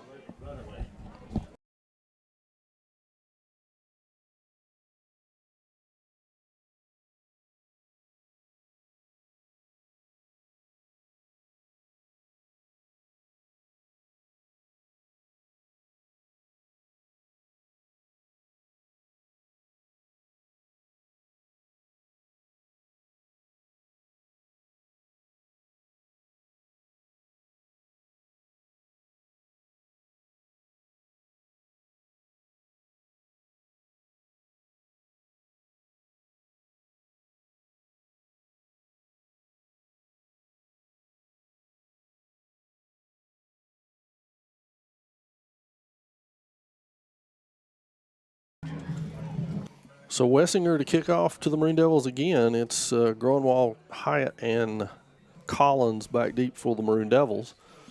And that one is going to be short. Hyatt on the run has got it on the 20. He goes into the middle, now finds his seam, goes outside, has 3 Mountaineers hem him up, and they spin him down there on the 35-yard line of the Maroon Devils. So Swain will take over with 1:56. The clock is still running. I'm not sure why it would run. We're not into that period with the lead yet, are we? Nope. That the clock would run through the break? No, some people might think it might be like that, but it's not. We still got we lost 5 seconds on that runoff that they didn't stop the clock after the whistle was blown. So now the Maroon Devils in a deep hole, folks, 35-6, and under 2 minutes to play. They have 2 timeouts left. It'll be Blankenship and Winchester to the top side of the formation. Lillard looking for a little running room, cuts it inside, spins outside, still on his feet, goes towards the sideline, is now hit over there out of bounds, so the clock should know they're going to keep the clock running. Yeah. I don't know why, but he went out of bounds, but they're going to keep the clock running, and we pick up about 8 on the play. Gabe run into the line, was seemingly stopped and then spun his way out, much the way Ty Turbyfield has been doing, and he ends up with an 8-yard gain out of that. Now it'll be Groenewald and Blankenship to the wide side of the field. Going out of the gun this time with 2 backs back there, setting it up for inside. Oh, a slant route towards Cameron Blankenship, I believe, and threw it too far out in front of him, led him too much, and he couldn't get to it. Well, the Mitchell player was run by a nice hip check on that after the incompletion, I guess, to let Blankenship know he was there, but that was a little iffy, if you will. Brings up 3rd down, 3rd and about 3 or 2. Got to get 3 yards right here and keep the sticks moving at least before the half. And the Maroon Devils in the veer set. Lillard over to Groenewald. Groenewald tackled immediately out there on the quick slant by Gabe Brandt. Loss of a couple, so it'll be 4th and 4. About 4th and 4, yes, sir. And the clock will be able to run down to about 30 seconds before the Maroon Devils punt it away with Lanning. And so Gavin will kick it from the Maroon Devil 41-yard line. Yeah, he's backed up to about the 25. And Holyfield will be back to receive it for the Mountaineers. He's standing on his own 26-yard line. It's down to 39 seconds. Swain can run it down 9 more seconds before they kick it away. There's the snap. Lanning with a good high kick, fair catch back there by Holyfield on his 29. So with 27 seconds before the half, the Mountaineers will take over here, and certainly at this juncture, Coach, the Maroon Devil game plan will have to be rethought out and revamped at halftime and trying to figure out some ways to both move the ball and stop the ball depending on where you're at. Yeah, the big thing is we got to stop this trap attack. It's constant. It's a barrage. That's their biggest plays, and they're doing it to perfection. We're just not doing a good enough job of taking them on, closing those areas down. As they come out right now with 3 wide outs and a wing, no tight end in the game. And 27 ticks to try to move it downfield either into Wessinger field goal territory or a touchdown. Yeah. They look to the sideline, get the call now, and Turbyfield will set the action with the back beside him. It is handed off to the running back. Yeah, he just followed.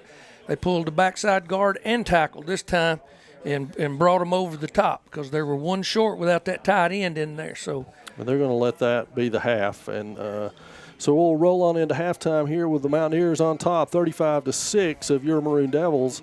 And I'm assuming it will be a 15-minute half. I'm waiting to see what they put on the clock. So tune back in with us in about 15 minutes. Coach and I will be back with second half action then.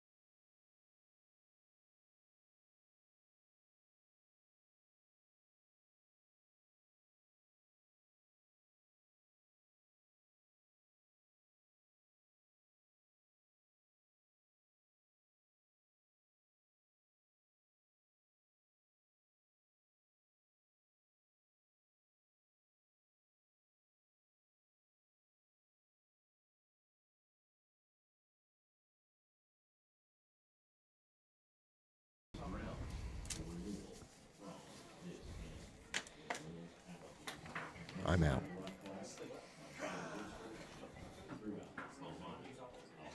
So the Mountaineers will kick it off to start the second half. Ben Wissinger to do the honors. Back deep is Hyatt, Collins, and Groenwald for the Maroon Devils. And this first drive could be critical. Yeah, we've got to show up right now. It's a pooch kick. Big pooch kick straight up. We field it and go to the ground with it right short of the 30-yard line. That was Fuller at the 29 going down to one knee after catching it so that nothing bad happened. So Swain takes over 1st and 10 from their own 29 to open the second half of play. Yeah, it's important we kind of come out here and reestablish what we're doing. Go back to your game plan. Go back and dance with what brung you. And we do. We go right straight back to the T backfield again. So T formation, Groenwald and Collins. And now Lillard stops, now cuts back, gets a partial block, 2 partial blocks over there, spins his way for a first down, now out of bounds. Yeah, started up in on the line of scrimmage, going to his left, got hit right at the line of scrimmage, spun out of it, came back to the opposite side of the field and picked up a first down. That was all athleticism. He started to the left, stopped, and pursuit got to him, hands all over him, spun out of it, went back to the opposite side and got 12 on the play for a Maroon Devil first down. So now the Maroon Devils look for the sign. It comes in as they found Ray Smith over on the sideline now, and he signals the play in. And we're 1st and 10 from the Maroon Devil 42-yard line. Another first down would put us in Mitchell territory.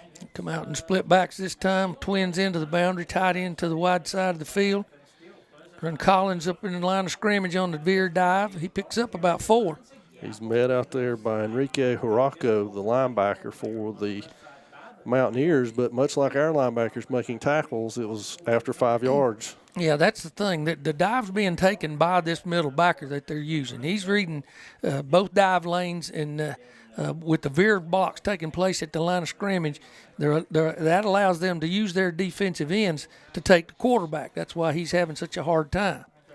So Collins this time weighs his way over here and is met by a whole host. And, again, running to this side where Conley's at has not been productive tonight. No, he's a good linebacker, and he gets to the football in a hurry, and he gets there with bad intentions. Well, they got 2 on the play. It'll be just shy of the 50, 3rd and 3 for the Maroon Devils. This has been a make-or-break down all night for the Devils on their drives where they ended up punting. This was the play, the down that made the difference. Yeah, we really, really, really need to convert this one just to get some momentum back.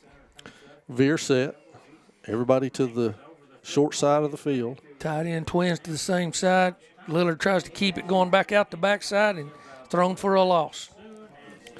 That was Enrique Huraco again, meeting Lillard, who faked it to Collins on the sweep and tried to bootleg it naked out the backside and was tackled for a 2-yard loss. So it's 4th and 4 now for the Maroon Devils from just inside of Swain territory at the 48. So they're going to go for it on 4th down. It's Lillard along with Collins and Taylor. And everybody split to the home side. There's Taylor for the first down. And he is met out there by Enrique Huerto, and they're signaling their ball, but nobody has seen it. They're signaling first down for the Maroon Devils. Yeah, it's a first down. They once he was on the ground, the linebacker tried to pull the ball out of his hands. And the biggest reason he's doing that, now he's been making those tackles up in the line of scrimmage. He got trucked that time. Yeah. He went up in there to meet the dive back, but it was a little bit different this time. When he got up in there, he met his counterpart, number 32, and he knocked him backwards about 5 yards there and kind of ran over him. Yeah, Taylor had evil intentions, as you like to say, on that run. It's down to the Mountaineer 41 on the Carson Taylor run, and the Maroon Devils will set up shop there from inside Mountaineer territory. Tight end twins into the boundary, same side. Now running the sweep with Collins coming over the top. And he is spun down out there by a defensive lineman for the Mountaineers. Huerto flying over top of the tackle late. And Xander Gardner makes the tackle, but not before Collins is inside the 35 to the 34 of Mitchell, setting up a 2nd and 4. Yeah, he picked up some good yardage there. It was just a power sweep play. out of split backs. He's turned around, handed it to him, and he took off with it. Now we're going back to more of a pro set, split backs. Tight end to the right, going to fake the dive, going to throw the backside dump pass. And that, oh my goodness, sakes alive! You've got to be kidding me. He was pulling him to the ground over there, and no flags showed up. Cooper Hyatt, one-on-one back there with Ellis. Was it Ellis or Duncan? Yeah. And they locked onto him at the 10-yard line and rode him all the way to the 5. The ball goes right over Cooper's head as he's engaged with the Mitchell defender in front of the back official standing within 5 feet and no flag. No flag. He drug him down and got away with it. Unbelievable. Tight end twins out to the same side of the field, wide side. A lot of movement on the Swain side. Yeah, we were going to run the veer over here again. And we went a little bit too early on the right-hand side. Looked like the whole right side of the offensive line. So that will set up a difficult 3rd and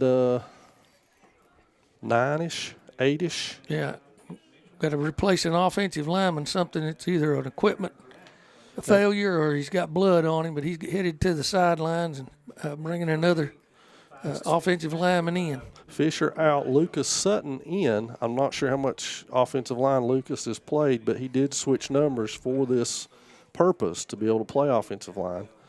You know, if you remember back to the first year, Lucas was a running back for the Maroon Devils and wore 33, and now he wears 57 and will line up at right guard. Yeah, he's right guard this time. And now the play clock gets down to 5, and the Maroon Devils have to spend a timeout here. Uncertain how the play clock could get down that low. I don't either. I don't know after exactly a when it penalty. started. I don't either. But the Maroon Devils take a timeout here with 3rd and 8 from the Mountaineer 39-yard line. So you have to assume 2 downs, Coach, provided there's not a thrown for a loss situation here. You have to expect the Maroon Devils to go for it down 35-6. There's no reason not to in Mitchell territory. Yeah, and the last play we were going to attempt to run was the weak side veer, and just literally try to pile drive them up in there and give Carson Taylor the football and let him run over that linebacker again and pick up another first down. It looks like they're setting up so that Enrique Huerco, their leading tackler, is the dive man, so to speak, That's on exactly, either side, that he's coming to take dive. As soon as he sees that quarterback open up, he's coming to the veer lane on that side. That way they don't have to play the down block, and that leaves the defensive end and their outside linebackers to take the quarterback in the pitch. They don't want their secondary getting involved in that. Everybody grouped to the short side. Maroon Devils in the veer set. There's Taylor again up the middle running. He's pushed forward in the pile and down. He's close to a first down. Yeah. And there again, he ran over the middle linebacker to get the how far he got. The backer now is more concerned about trying to strip the ball every play, and that's why he's getting trucked. They watched the Hayesville tape and saw the Yellow Jackets do that to Carson. That's how they've tackled him every single time. It's going to be 4th and less than a yard. It's a yard at best. Ball sitting on the 32, and it needs to get to the 31 for first down. Veer set. Tight end and twins to the same side, to the wide side of the field. Ball give to Collins. He got it. He got knocked back after the fact, but it looks like he's going to get enough for the first down. It looked like a first down to me, but the side judge on our side moved back. Yeah. And it may cost us. He didn't even measure. Not even going to measure. Didn't even measure it. Gave it to Mitchell. Yeah. That was a very poor spot on that play. It really was, because he made it almost nearly to the 30-yard line and then got knocked backwards and piled up on back behind there. But now forward progress was the first down. Yeah. The Maroon Devils are stunned. They're still standing around on their side of the field, not understanding what just happened to them. But they go on defense now for the first time in this second half, and Ty Turbyfield will lead his team from their own 31, which is where it was spotted.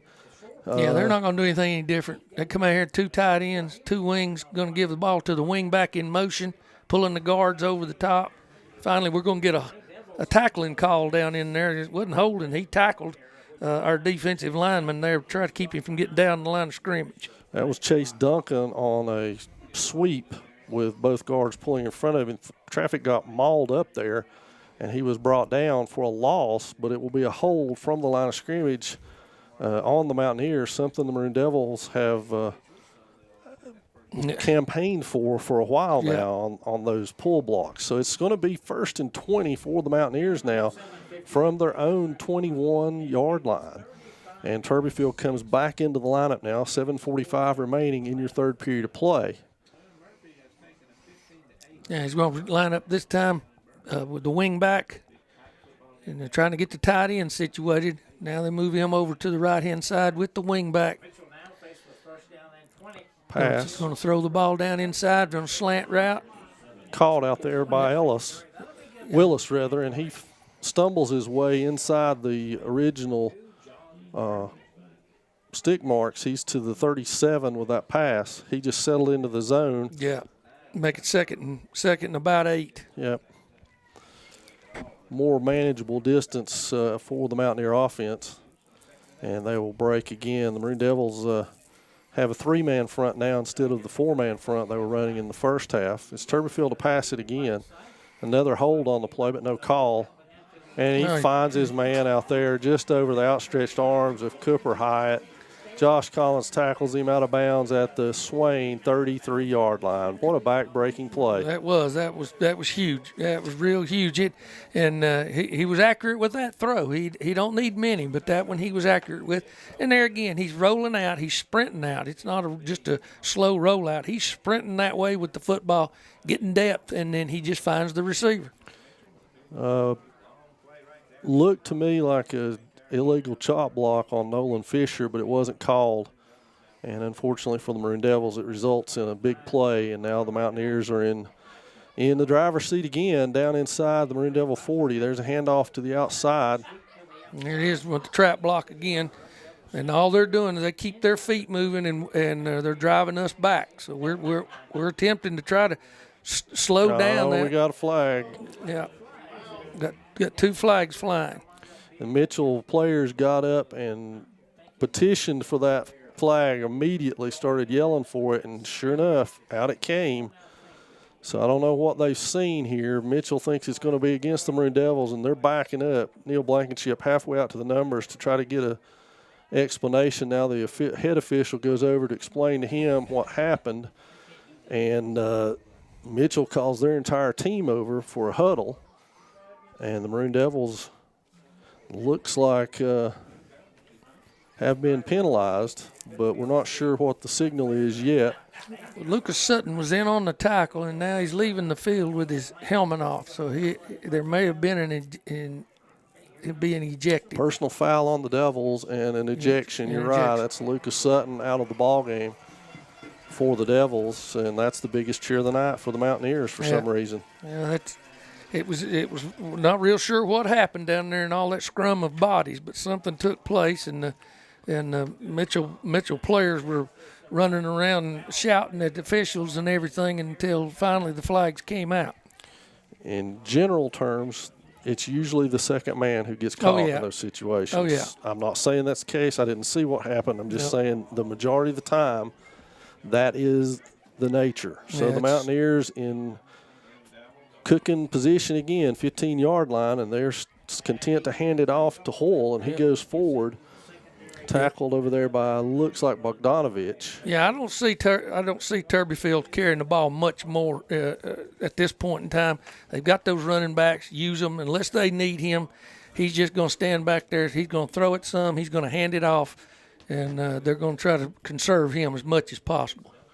The whole run gets inside the 10 to the 9 for the Mountaineers, who are in good position now with 6 minutes and counting remaining in the third period of play. They are still in their traditional set with a back there now, presumably for Turbyfield to hand it to. And there it is again. And there's Hoyle again, leads both those guards through there, spins and is in the end zone. Touchdown. Yeah, they're not having any trouble with us now up front. They're getting their down blocks, and they're just timing it. They're teeing off, and you know, like most of these wing tee blocking schemes, they can do this blindfolded. You know, they don't count people. They just know everybody's blocking down, but 2 of you. We're pulling you and putting you out on the edge. The first one there kicks out the first thing maroon helmet he sees, and the next one turns it up. High snap, but they get it down, and with no rush, Wessinger knocks it through. So that'll make your score 42-6 with 5:43 remaining in the third period of play. We'll be back with the Maroon Devils on offense.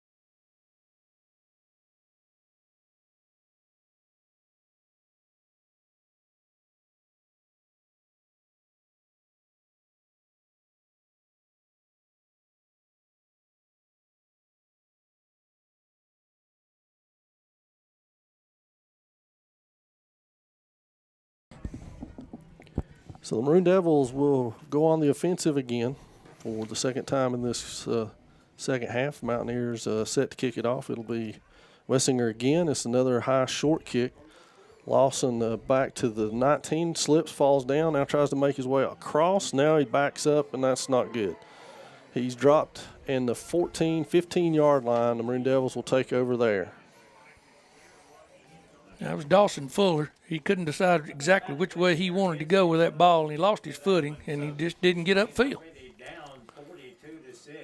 So now the Maroon Devil offense will take over on their own 15-yard line. So with their backs pinned against their shadow of their own goal line again, Maroon Devils will take over now and see if they can put a drive together.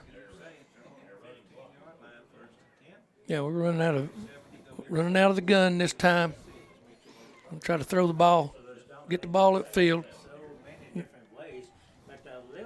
Lillard keeps it and runs to the edge, gets knocked out of bounds on the Mitchell sideline over here after picking up maybe 4 or 5 yards. Yeah, he was going to pass and then flushed out, saw a hole and flushed out to his right and got 4 yards before being knocked out of bounds over here, almost on a late hit, but no avail. So it'll be 2nd and 6 for the Maroon Devils, just shy of their own 20 now. And they're changing up some of their folks defensively now. At their linebacker position, going to start running some blitzes. Oh my goodness! There's the option play out to first down and then some. Very good. Fuller on the run. Running to the left, away from the tight end side is weak side option play, and Lillard pitched it to him, and he hit it. He got it in stride and turned upfield. A good play. First down for the Maroon Devils to the Swain 31 now. And let's see what the Maroon Devils come up with here as the Mountaineers have Huarte out of the game now. Running out of the gun with both backs back there. Going to drop back to throw the ball. Going to go deep. He's got Donovan. He got Donovan. And he dropped it. He had it 2 steps behind the defender and dropped it. And Lillard hit him in stride. Well played. And Donovan just couldn't hold on to it, unfortunately, on that play for the Maroon Devils. And Donovan, who's been sure-handed all season long. And now the Maroon Devils 2nd and 10 from the 31. Going to bring up 2nd and 10. Got Twins into the wide side of the field with the tight end side. Running the option again, pitching it out here. And that's Taylor spinning his way. He's close to first down, all over the 40, and the marker is the 41. He picked up 9. Well, he was all over the 40, but it's going to be marked at the 39, so never mind. Yeah. Well, that makes sense considering where we had the last one marked at for first down. Yeah, and he backed it up again. Yeah. The back judge right here just moved the ball back. Okie doke. Yeah. Got Twins into the boundary, tied into the wide side of the field. And Lillard on the keeper. Weak side veer. Lillard keeps it for first down. Tackled out there by Barnett and Honeycutt. Honeycutt was in the game for Huarte. And it's to the Maroon Devil 40 6. These guys spotting the ball are killing me. Timeout Swain with 3:37 remaining in your third period of play. We'll take it along with them when we return. It'll be 1st and 10 Maroon Devils. Timeout. It is right now 42-6.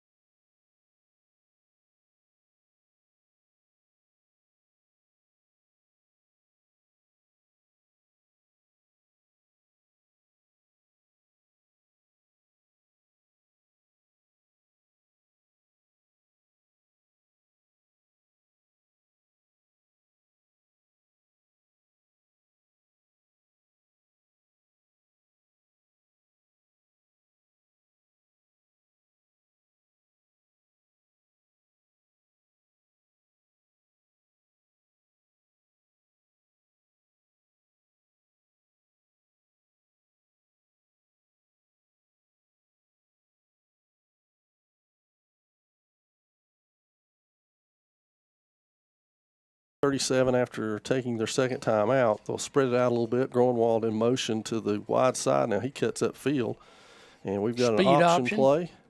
Pitched at the last minute to Taylor. He picks up about 7 or 8 on that play. Yeah, as Lillard went to running the option out of the gun, running downhill towards the line of scrimmage, out on the perimeter. As soon as they came to take him, he pitched it. And he was able, as good athlete as Gabe is, he was actually able to get ahead and throw a block for Carson. Yeah. Carson picks up 7 on the play. It'll be 2nd and 3, and the Maroon Devils have now moved to the Mountaineer 48-yard line into Mitchell territory with 2nd down. Tight end and twin, going to run a little bit of speed option. Lillard's loose up the middle. And he's deep into the Yeah. territory, drug down over there. That was a reverse option. Yeah. I think is what it's called, where they spin out, look like they're going one way and spin back the other. Flags are flown. Let's make sure that it's not on the Maroon Devils because, let's face it, we're not sure what's going on with the officials down there. It's a face mask trying to get to the ball. The Mountaineers are trying everything they can to tackle the ball. The Maroon Devils and force turnovers, and that one was high on Lillard. So Lillard's run took it down to the 27, and this one's going to take it down to the 17 following the Mountaineer penalty. So the Maroon Devils in great shape here with 1st and 10 from the Mountaineer 18-yard line rather, as they break the huddle. Yeah, we need to put one on the board right now. It's Fuller and Taylor in the backfield now, along with Lillard. Spin option, and we got a flag on the play. Offsides on Mitchell again. Going to be. They're trying to come off the edge to stop this veer.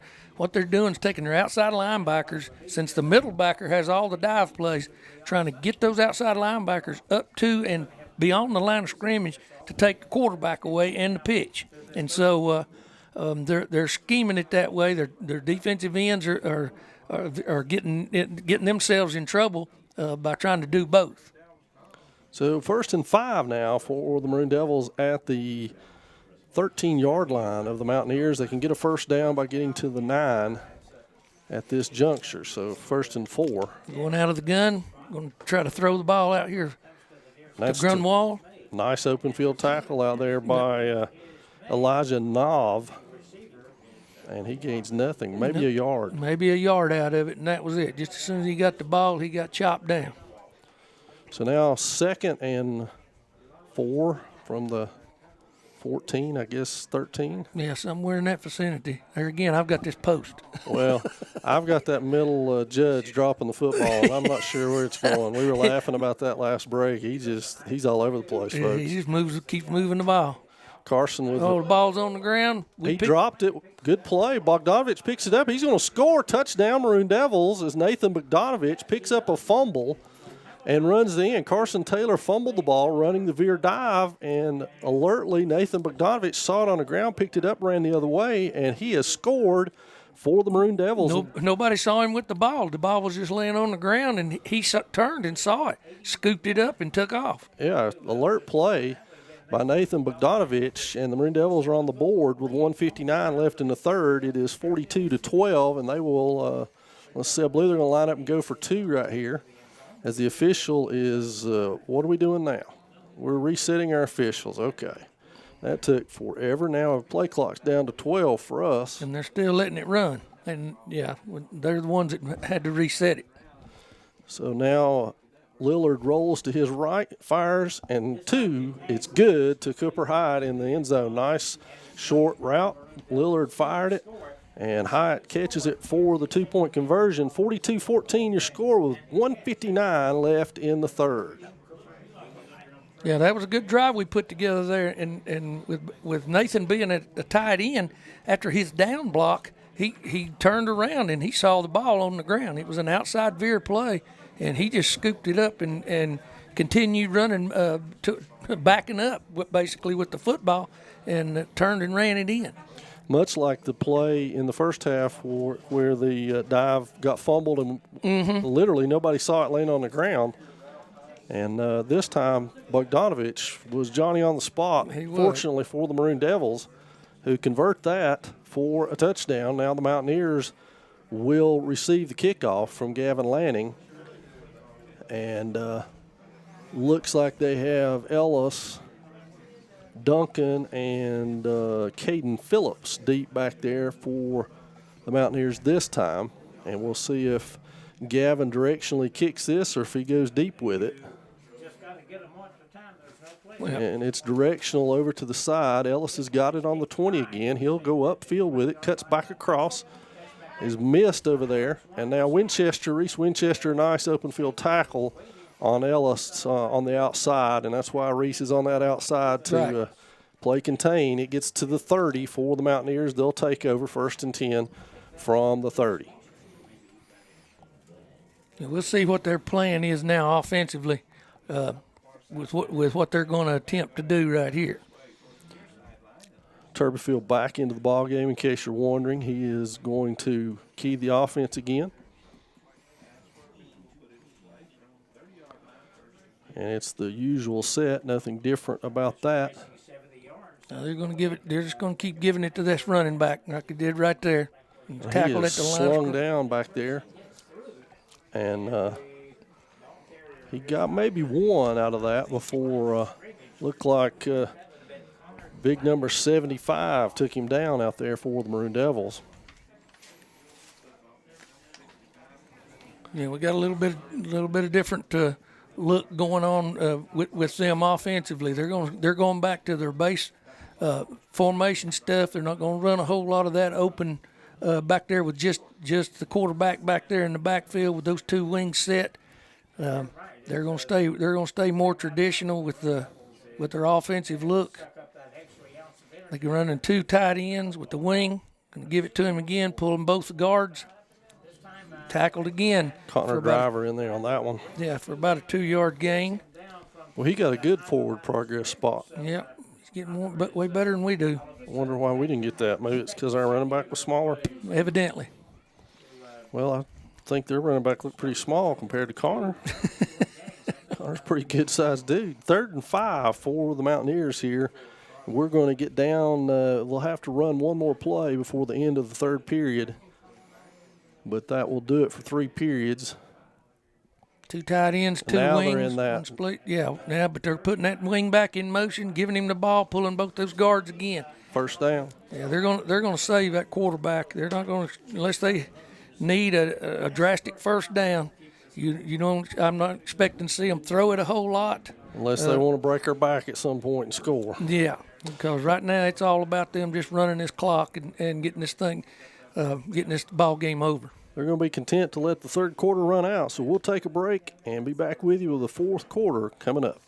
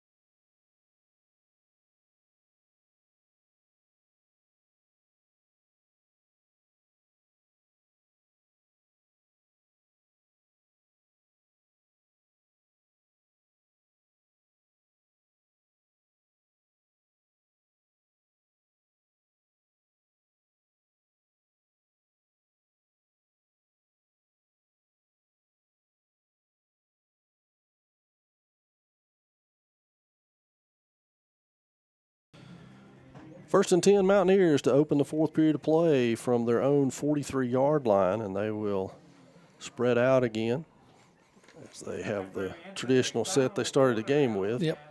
Turbyfield will move the wing back over to the short side of the field, and he will hand it off.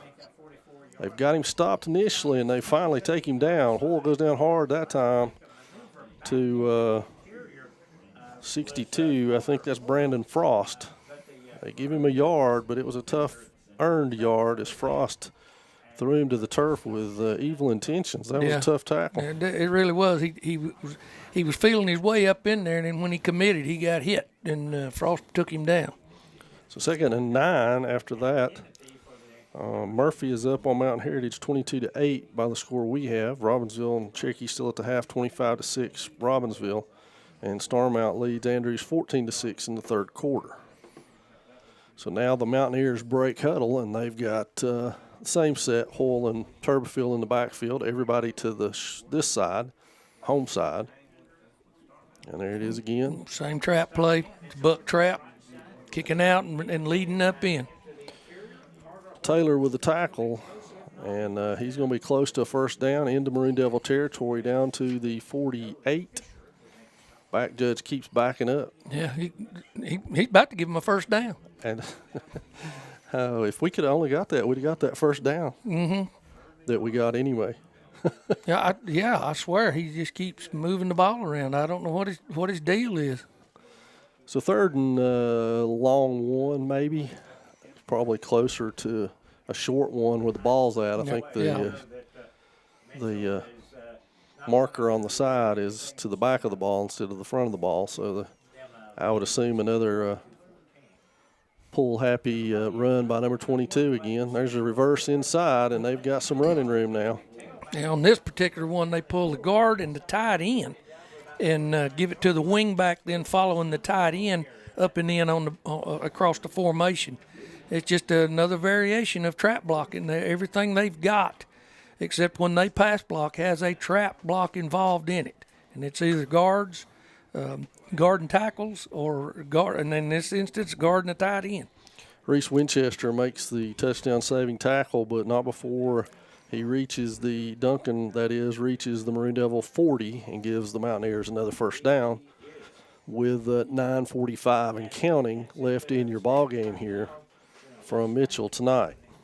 So they line up now and will be content to run basic trap dives the rest of the half. That one's a wraparound. Yeah, guarding a tackle from the backside. They lead it up in there for another first down, just knocking us back off the ball down on the down blocks and kicking us out with the trap blocks. That was Duncan again. That time it was a circle. He circled in motion, then came back up the middle for a dive. And he is down to the Maroon Devil 23. Mountaineers on the march again. Maroon Devils, no answer. Nope, not for these trap blocks. And for the momentum of their offense. They've got great momentum. They're doing a good job of play calling. They're using the clock. Once they got the lead, they started milking this clock for all it's worth. So the same set we've seen all night. Now they switch to the wide side of the field with going the strong unbalanced side. Again. Got two tight ends to the same side. Going to run it or zone play to the backside. Run away from where they traded the tight end and the wingman over. Just ran a zone play, a straight up inside zone play. Tackled over there by 56 Cole Weichel and Carson Taylor, but not before he gets about 5 out of it. It'll be down to the Maroon Devil 18-yard line. First down to make is the 14 as the Mountaineers break huddle. Yeah, they're just taking their time, using the clock up, getting their play clock.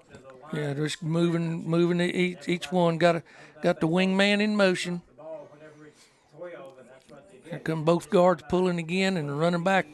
He had a good run going. He ran over the back of the guard's legs. Bogdanovich, the closest Maroon Devil defender there. And it'll be down to the 15. So 3rd and 2, 1.5. Yeah. And by the time they take this snap, it'll be under 7 minutes left in this. And Gage Young, a junior, checks in for Hull. So he'll be the running back flank to Turbofield's left as we break huddle. Motion giving it to the inside wingback. trap again, and he's got a first down to the Maroon Devils 6 before he's taken down. Flag comes flying in, and a lot of Mitchell players pointing at a Swain player, so we'll see what that's all about. Yeah, They back it up. The head official backs it up. Now he's going to walk over to the sideline and talk to Neil Blankenship again. Does that mean we have another ejection? maybe. Looked like it. Nolan Fisher left the field. I think the Maroon Devil coaching staff took him out. I don't know if he's done anything or not. Right. The official appears to be ready to mark it off against Mitchell as he's standing on the 15 pointing their way.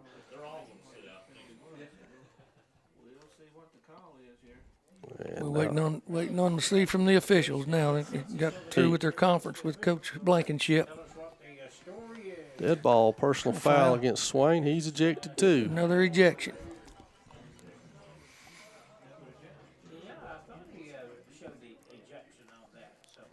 Well, Not sure what happened. I didn't see it. didn't either. It was behind the play.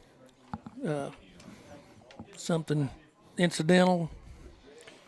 Well, it'll be first and goal for the Mountaineers on the, well, we're waiting for the line judge to put the ball down. Again. Good luck with that. He's backing up again. So it's going to be the 3 when he's done. First and goal from the 3.5. Mountaineers might get tired from having to run to the line of scrimmage from where they huddle. 2 seconds. They're not going to get this play off. They did get it off, but I'm not sure how. You'll run the trap again for a touchdown. Carson Taylor got a hand on him, but he was the only one to get to him, and Carson could not bring him down. So that's a touchdown for the Mountaineers. I'm not sure who ran it in. Looks like 26. That will be Gage Young for Mitchell. Hang on. Hold the phone. They're backing up. There's a flag on the play. Yeah, we got a flag on the play. And out of the scrum and madness comes the line judge walking it off again. It's going to the 10. So mystery call. Here's another hold. Lo and behold. A few more of those earlier in the game, and Yeah. it would have helped the cause. I feel certain if you get called for it in the fourth quarter, you're probably doing it in the first. What do you think? Well, most of these blocking schemes they've got are designed to where they're not really trying to knock you down. They're just trying to get in your way. And you're going to see these guards pull